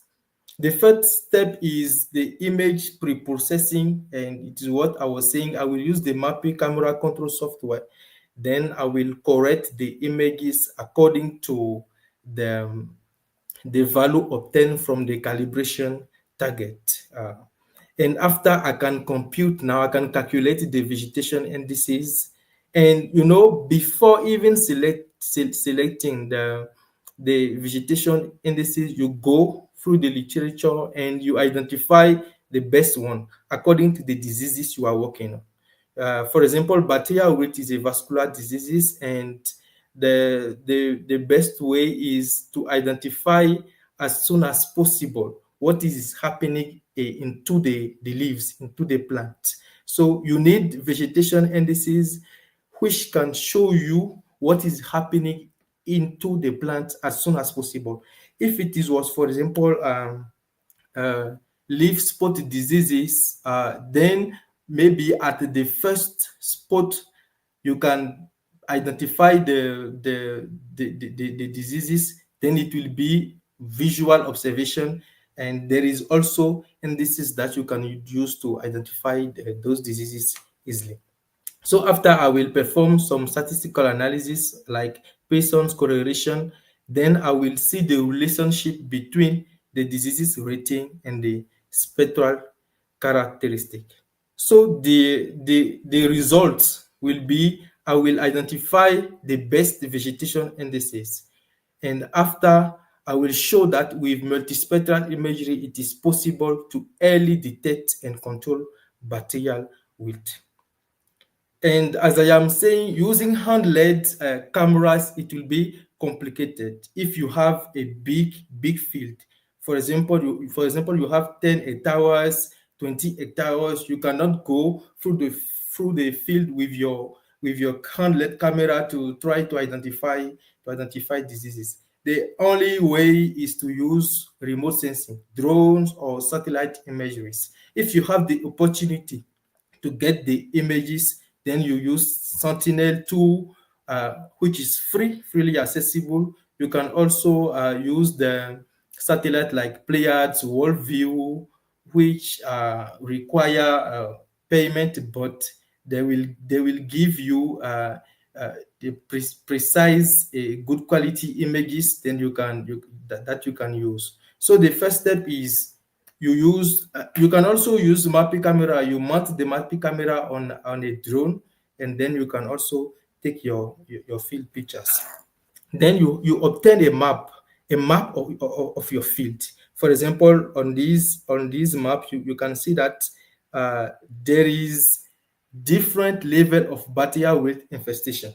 You can see on the map there is different level. For example, the A in red, it is asymptomatic, the yellow intermediate, green low, blue medium, and white severe. And according to this map, you go on the field and you apply the treatment, the pesticides if you want, or the agroecological methods. You apply it on this region of your field. You use the geolocalization, you go on the field and you apply your pesticide uh, there. For example, in the case of bacteria wilt, there is no pesticide to control bacteria wilt. Practically, it is difficult to control bacteria wilt. The best ways, as you can see on this image, is to remove the plants. So imagine if you can, as soon as possible, identify the diseases. Then, if you with the help of technology, you identify, you see that this plant or this region, there is a bacteria wilt infestation there, and it is better to avoid the dissemination of diseases on your field. You go there and you remove all the plants. It's better to lose 10 plants, 20 plants at the beginning more than to lose all your harvest, all your crops. So you remove the plants. If it is a leaf spot diseases, you go and you apply your pesticides as you want, and by following the recommendation.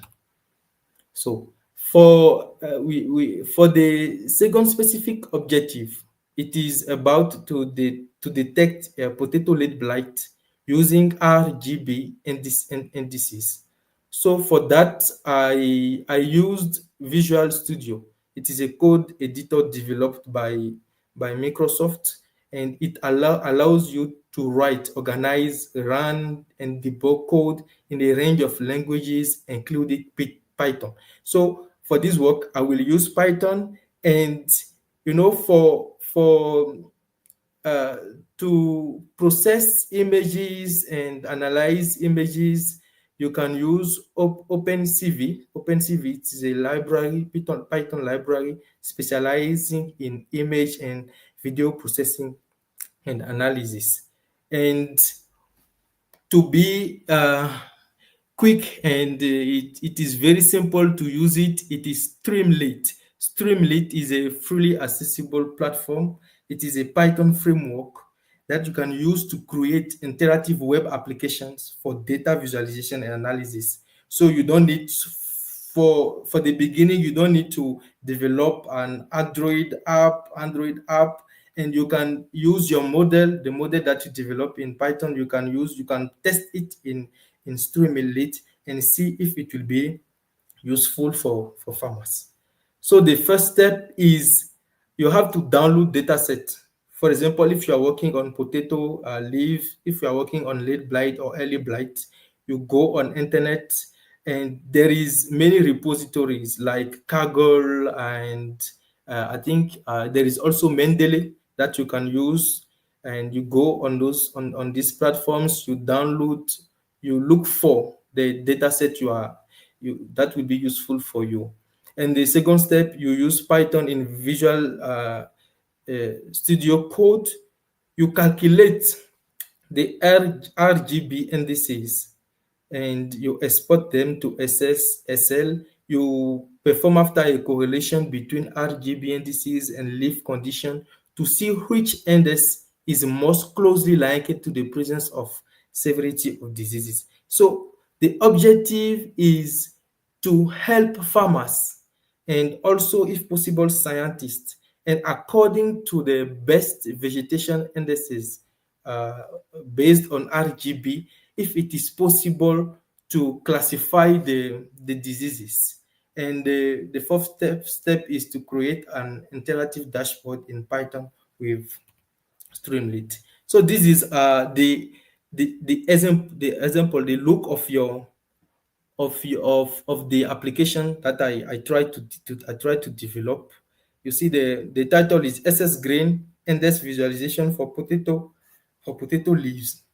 So for a healthy leaf, for example, you see the original image, the healthy leaf, you will see the SS green. The application will show you the SS green, the value of the SS green, and with the mask. And you can see that on this picture, on this mask, there is no presence of diseases on these leaves. And the third images is the SS green infestation mask. You will not see any sign of diseases of these on this image, on this picture. And you will see that the mean SS green is 33, and compared to this one, for example, for this leaf, it is a diseased leaf. And with this leaf, you can see that with the SS green mask, you it will show you where is the disease. You can see that it is clear with naked eye, it is possible to see. But if you have small spot on your leaf, then you can also see the small spot on the mask that the application will show you. And the SS green infestation mask, you will see the diseases part of the leaf is in white, and the healthy part is in black. And you will see the mean SS green is 3.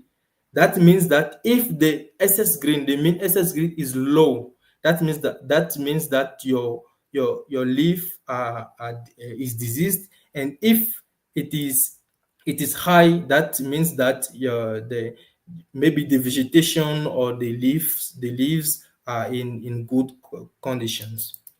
So, what is the real application for a scientist? For example, it will help the scientists to identify the level of disease severity to facilitate phenotyping. You see, if you are on the field, you are a scientist, you are working, you are collecting data, you go on the field, you go with your pen, you go with your sheet, you have to mark to see if the disease is present. And usually they use a grade, maybe for 1 to 15, or sometimes it's 1 to 10.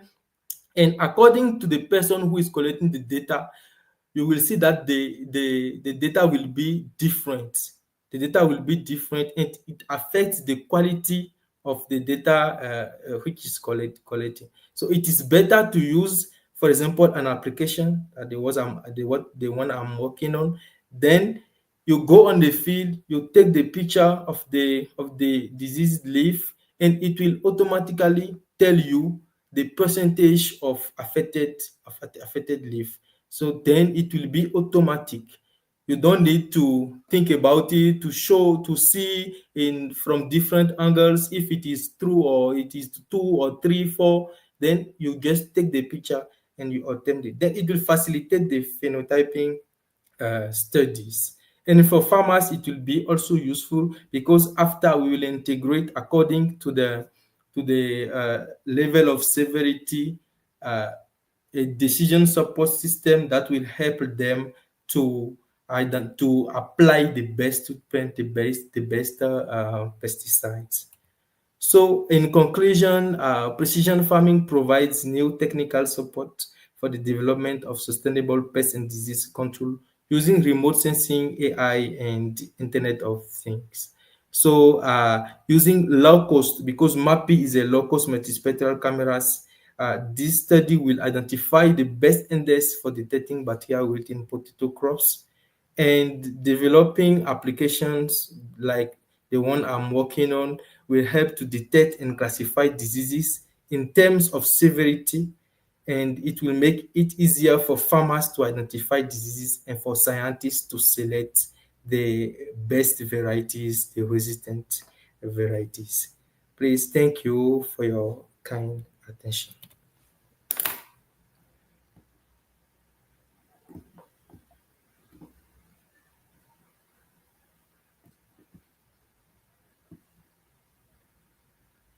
Mr. Femi.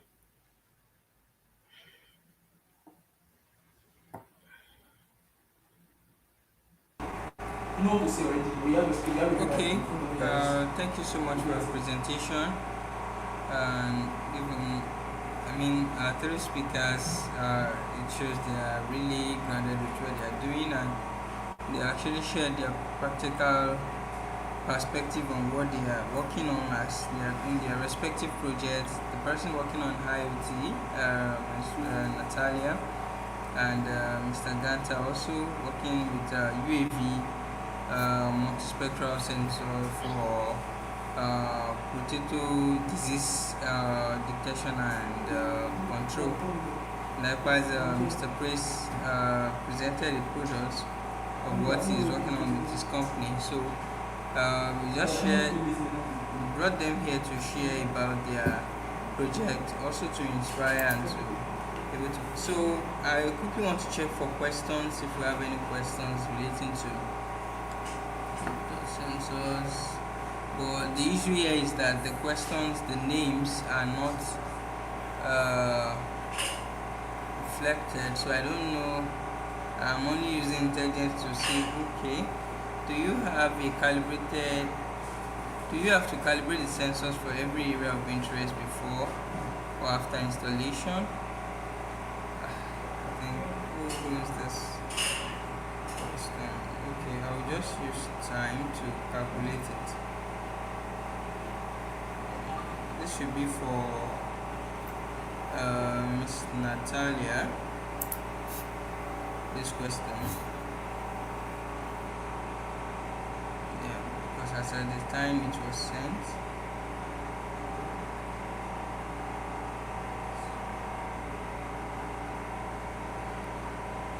Hello, Mr. Natalia, are you there? Yes, This I'm question there. is for you. Okay, as at the time it was sent, you are still the one presenting then, from what I saw. So I'm just trying to get that.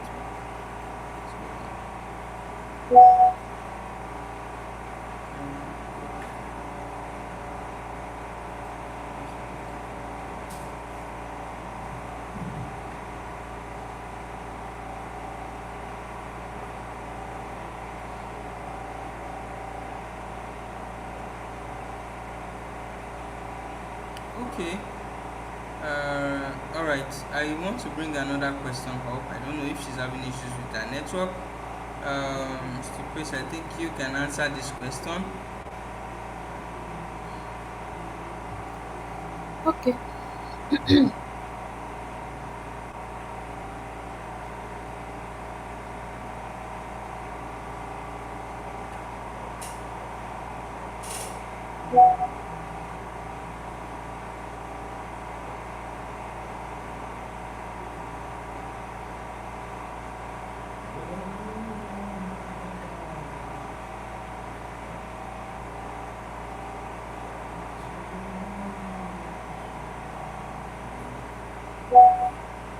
Um.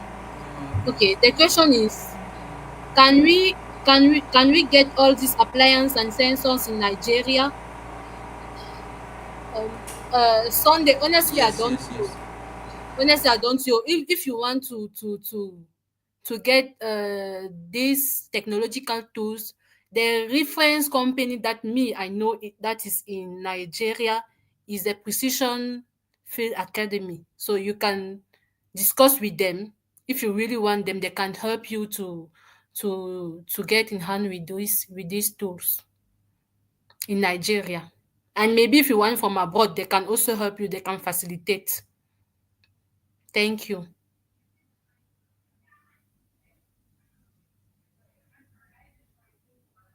Very much. I wanted to bring this person on board. I think he should have an answer to that. I'm coming. He's not even able to add to the stage. Okay. Hello. Please, the question on the screen, they were asking like, can we get appliances and sensor in Nigeria? Do you have a response to that, Mr. Grace?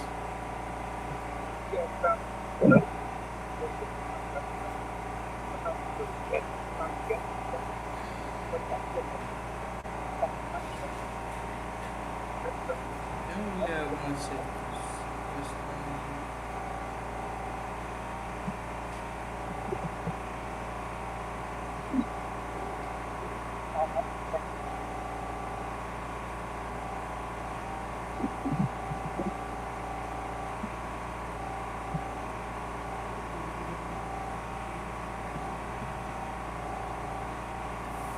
I can barely hear you.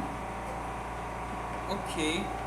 Uh, we have another question here, and I Okay. think this is for Miss Natalia because you are the one that made a presentation relating to cassava.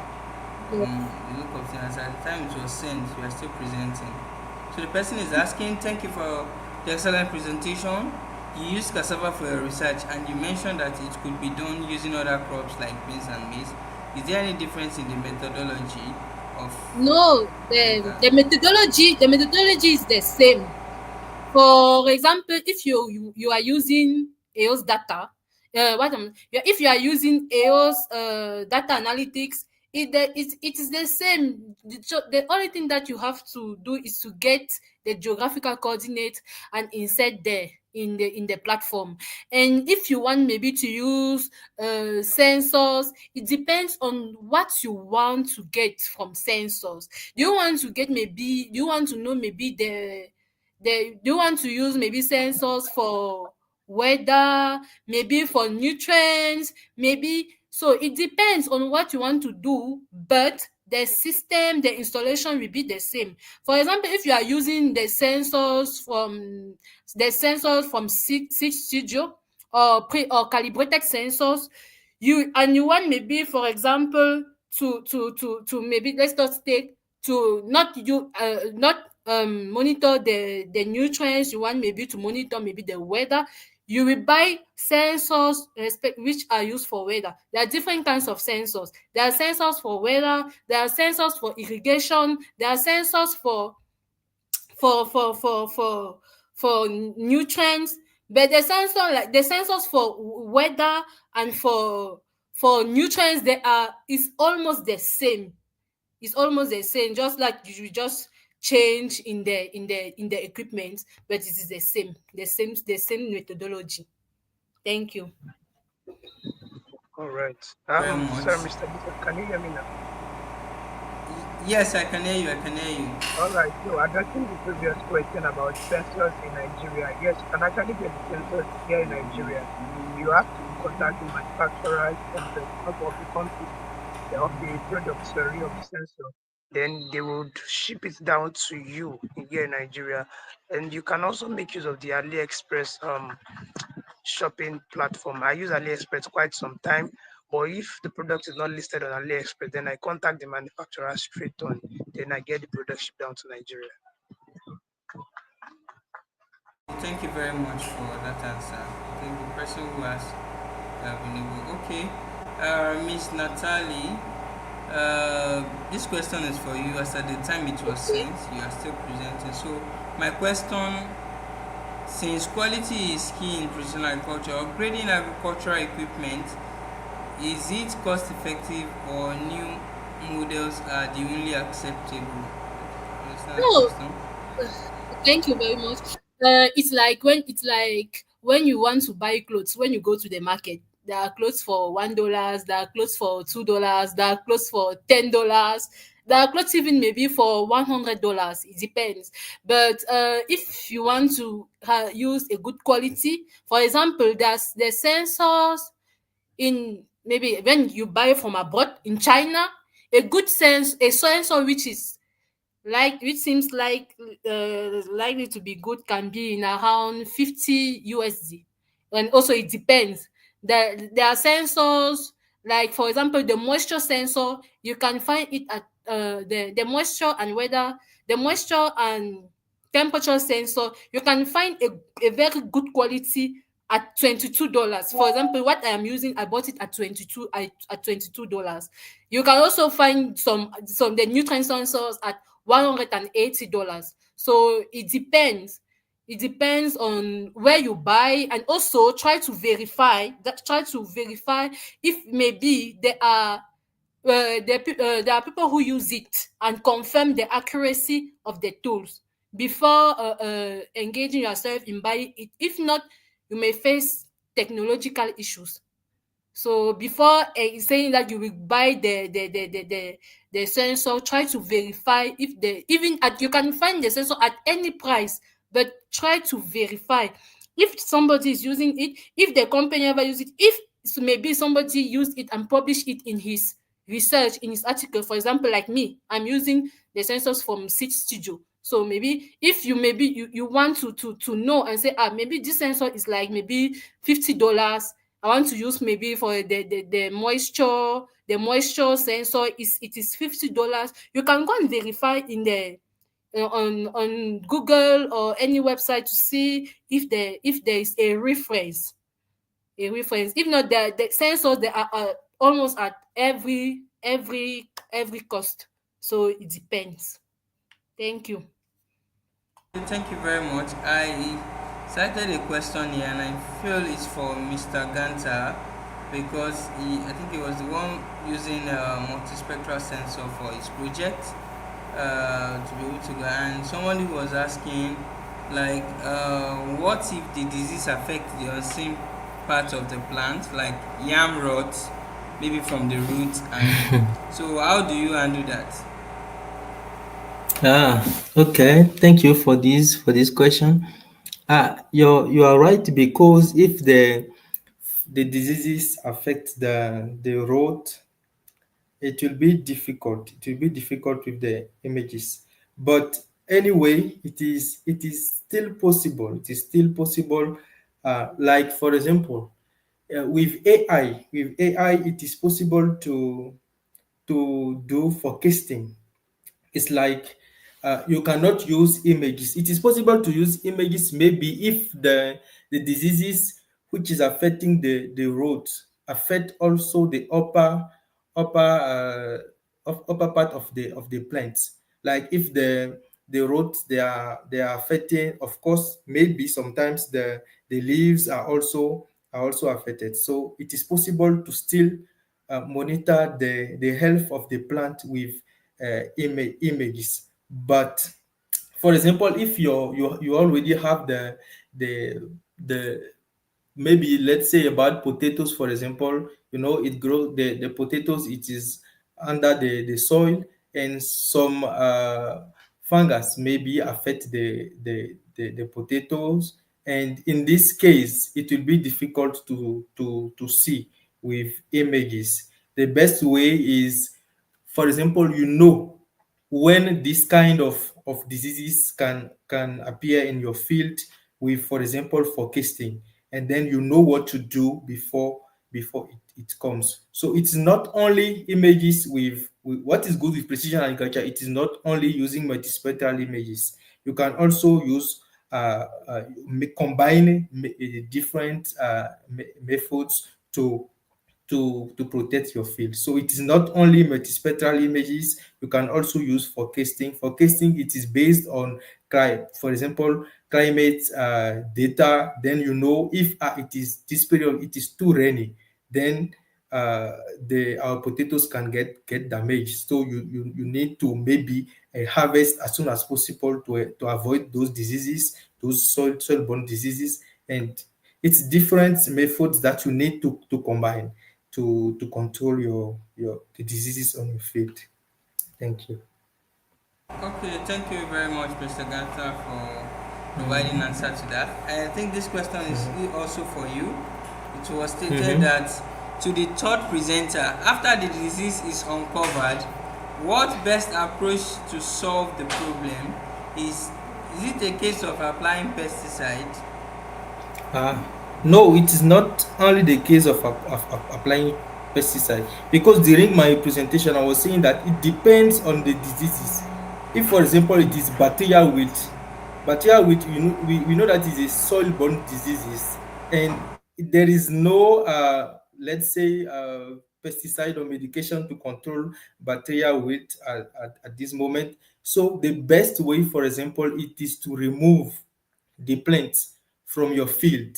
You remove all the plants affected, you remove them and you burn them outside of from your field. So it depends on the diseases you are working on or you are trying to fight. So if it is bacterial wilt, you remove the plants from the field. If it is a common diseases like leaf spot diseases, if it is an insect, then if it is an insect, for example, you apply pesticide. And if it is an insect, instead of using chemical pesticide, you can also use biopesticide. You can also use biopesticide, and it is a point of the application. The decision support system must be based on agroecological methods. So instead of telling the farmers use these chemical pesticide, you can also tell him use neem-based biopesticide or uh, another type of biopesticide to protect environment and the health of the farmers. So it depends on the diseases, and you can also uh, tell to the farmer to use biopesticides. It depends on you. But the objective is to reduce the use of chemical biopesticides. That is why we are working on precision agriculture. It is to protect the environment and the health of and our health, the farmers and the animal health. Thank you. Okay, thank you very much. Please, Miss Natalia, this question for you. So, what will be your advice to the Nigerians who are willing to come to College of Agriculture, Animal Science and Veterinary Medicine in Rwanda to do their research for MSc? Thank you. Thank you very much for the question. What I can say is that it's not precision agriculture is not only done at the College of Agriculture. It is also done at the University of Abomey Calavi and also at the University of Cape Coast in Ghana.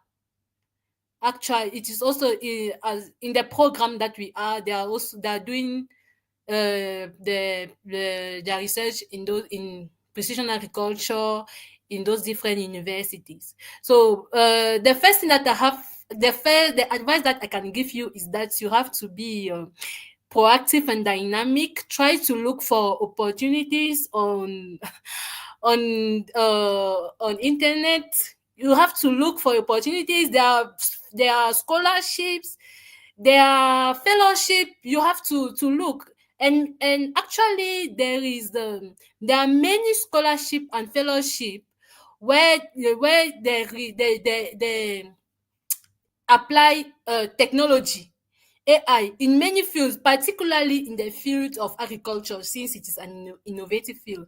So you have to look for scholarship, to apply, to look for scholarship, maybe the PAT project, maybe the Mastercard. I hope you know the Mastercard. The Mastercard. So you have to look in different platforms like LinkedIn. You have to look like maybe in different platforms like opportunities, scholarships. So it's not only in the University of Rwanda, it is almost in many, even in South Africa. Just that you have to be able to have the informations. And if you don't have the informations, you have to go to look for the informations. Thank you.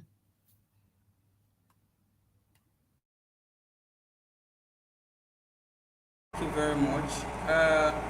So this question goes to, I think, you again, the second presenter. To the second presenter, you mentioned that an application could serve as alternative to drones for remote sensory. I didn't quite pick that. Could you recap a bit? Okay.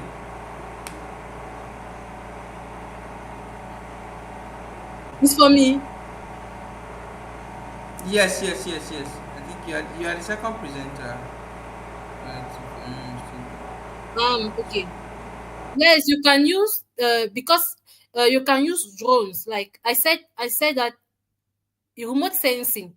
You cannot do remote sensing in a place which is too cloudy and raining, because the remote sensing they work on images, which are multispectral images and also hyperspectral images. And for you to get that, they certainly must be able to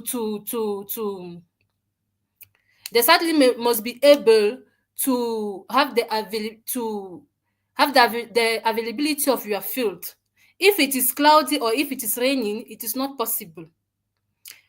But in that case, you have to use drones. If you have drones, and also the drones, it deals with multispectral images, or like remote sensing, or like remote sensing technology. Thank you.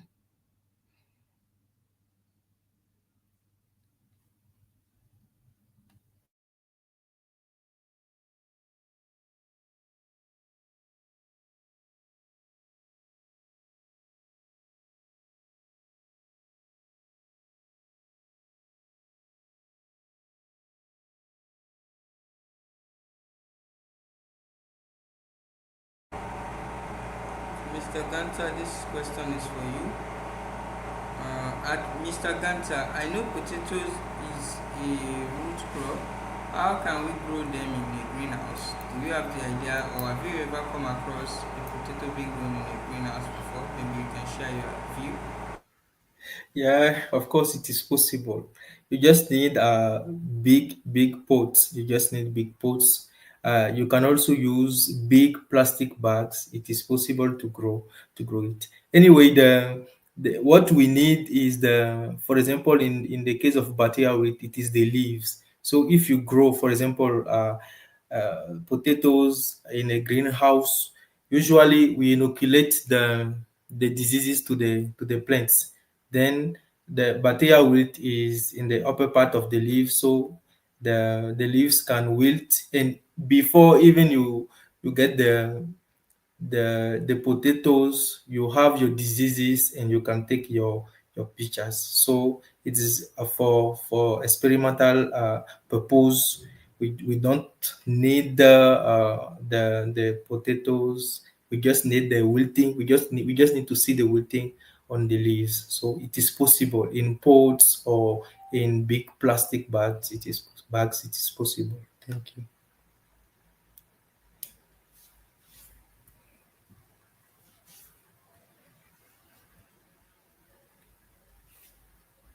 This question as well. This person is asking, in your field research on the pest and disease of potatoes, do you inculcate the leaves with particular disease, or they are predominantly available? Thank you for this question. We are still planning for the field work, but what we are going to do, we will not inoculate the diseases in the field. We will use a naturally infected soil that we know that the diseases is present. A soil where we know that the disease is present. We'll grow the potatoes there, and uh, of course we know that the disease will appear after. So bacterial wilt, it's a very very dangerous disease, and it has the ability to stay to maintain in your field. So if you know that the disease is present on this field and any actions has been done to control the presence of the disease, if you grow another time potato on the field, of course you will see the diseases on your potatoes, especially if you use uh, uh, uh, a non-resistant varieties, because we are working on the disease. We want non-resistant varieties. You can use non-resistant varieties to improve the presence of the diseases on your field. So it is the what we are going to do. But in greenhouse, the diseases will be inoculated to the plants, which will be grow in pots. Thank you. Okay, thank you very much. This question goes to Ms. Nathalie.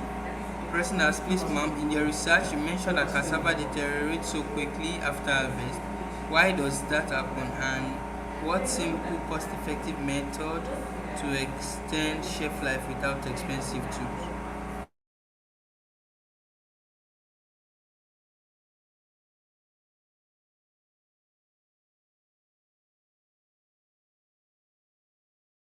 Okay, thank you very much for the question. It happened. Cassava deteriorate quickly because, first of all, as the era said, potassium is the element which is highly consumed by cassava, mainly in tubers, and the potassium, it helps the cassava to produce good quality tubers, and also help the cassava to stay maybe for a certain period of time if it is good. But one of the problem is that when you harvest the cassava, the tubers, there are many mechanisms that is happening. It follows biochemical processes. There are many mechanisms that is happening. Like when you harvest, first of all, when you are going to do the analysis, you will see that a very high very high quantity of potassium will be lost in the tuber from the tubers compared to other nutrients. And if you see maybe like for them to keep the cassava, the once they already harvested, they can go and put it in, you once either you leave it on the field or you can go and bury it again. That is natural, a traditional practice. You can go and bury it, maybe, but without don't the cassava, the tuber that you are going to harvest, you should not you should not remove the you should not you should not scratch it, or it should not be the cassava that has been broken. It should not be the cassava that has been broken. So you have, once you harvested, if you see that maybe it cannot last maybe for 1 week, you can go and put it again, bury it again on the in the farm. Maybe it will last for maybe one and a half week, or maybe 2. But actually, there are seen many research which are done in order for us to solve this problem, actually. So actually it's one of the difficulties. So if there are masters who want to work in cassava, or future PhD students who want to work in cassava, they can maybe help to solve those problems. So cost effective motor life. So without expensive tools, as I told you, the tools that you are going to buy, it depends on the quality. You can still find a good tool at 22, a good sensor at 22 USD, as you can still find it a fake sensor at 22 USD. So it depends. It depends. If you want to use a tool which is not expensive, make sure that you have a reference. Make sure that there is somebody who already use it, and who already use it and gave the result. Make sure. If not, you will take the risk to go and buy maybe the tool, like maybe you see like it is $10, you go and buy it, and you will face difficulties on the fruits, or it will not even last for a certain period of time. Like for example, when you are planting cassava, in some places, in some countries, cassava may last for more than 1 year, or even 1 year or 2 years. Some may last for 6 months. It depends on country, in countries, in climate, and also the variety that you are going to use. So Right? for, Okay. for you to for example, if you are working with a variety, like in my case, my variety is more than 1 year, you see that you cannot use any sensor. You cannot use any kind of sensor if the sensor is not of good quality. The cassava will face the rain. The rain maybe there will be enough mud. There will be enough mud. Somebody maybe can come and remove on the field if the field is not protected, and maybe it can be damaged. So it depends. Before even starting to say that you will use maybe less expensive tools, you have to look for many parameters. You have to look for many parameters. That's why I'm saying it is everything depends on the quality, particularly with those sensors that you put in the soil. Particularly, it depends on the quality. If not, you cannot, for example, buy a sensor which is not of good quality, maybe which costs, I take an example, 5 USD, and you have a crop which is going whose life cycle is maybe 6 months. You will see like maybe 1 month you will use, but after maybe 2 months, it don't functions again, or it don't function again. You have to either look for a technician or you have to buy again. So in order for you to avoid such things, better buy good tool, very good quality of tools, and look for Hello, everyone. reference. Thank you so much Thank you. for joining in, and I also want to thank our speakers, innovators, and leading researchers leveraging precision agriculture technologies in Africa. Thank you so much for sharing your knowledge with us. Thank you so much, Natalie. Super proud of you. Well done and great job. Thank you so much, Ganta. Thank you so much to Praise Babajide, the the FTN founder and innovator. I appreciate you. I appreciate you guys. So wonderful, guys. Thank you so much again for joining in, and I believe that you have been inspired, because that is the purpose why we had this. This is the purpose why we had this section, for you to be inspired by what fellow young uh, professionals are doing, leveraging precision agriculture technologies. And I believe that you yourself, you can also be able to do more. You can also spearhead and pioneer new technologies, that will advance the cause of agriculture and food security forward in Africa. So thank you so much again for joining in, and see you next week. And I hope that you are enjoying your independent learning, as it will be very important for you. But beyond the certifications, but ensure that you are getting the right knowledge and the skills, to make you relevant for the future of work. Thank you so much, everyone. Thank you so much again to Natalie, to Ganta, and to Praise. All right, bye, everyone.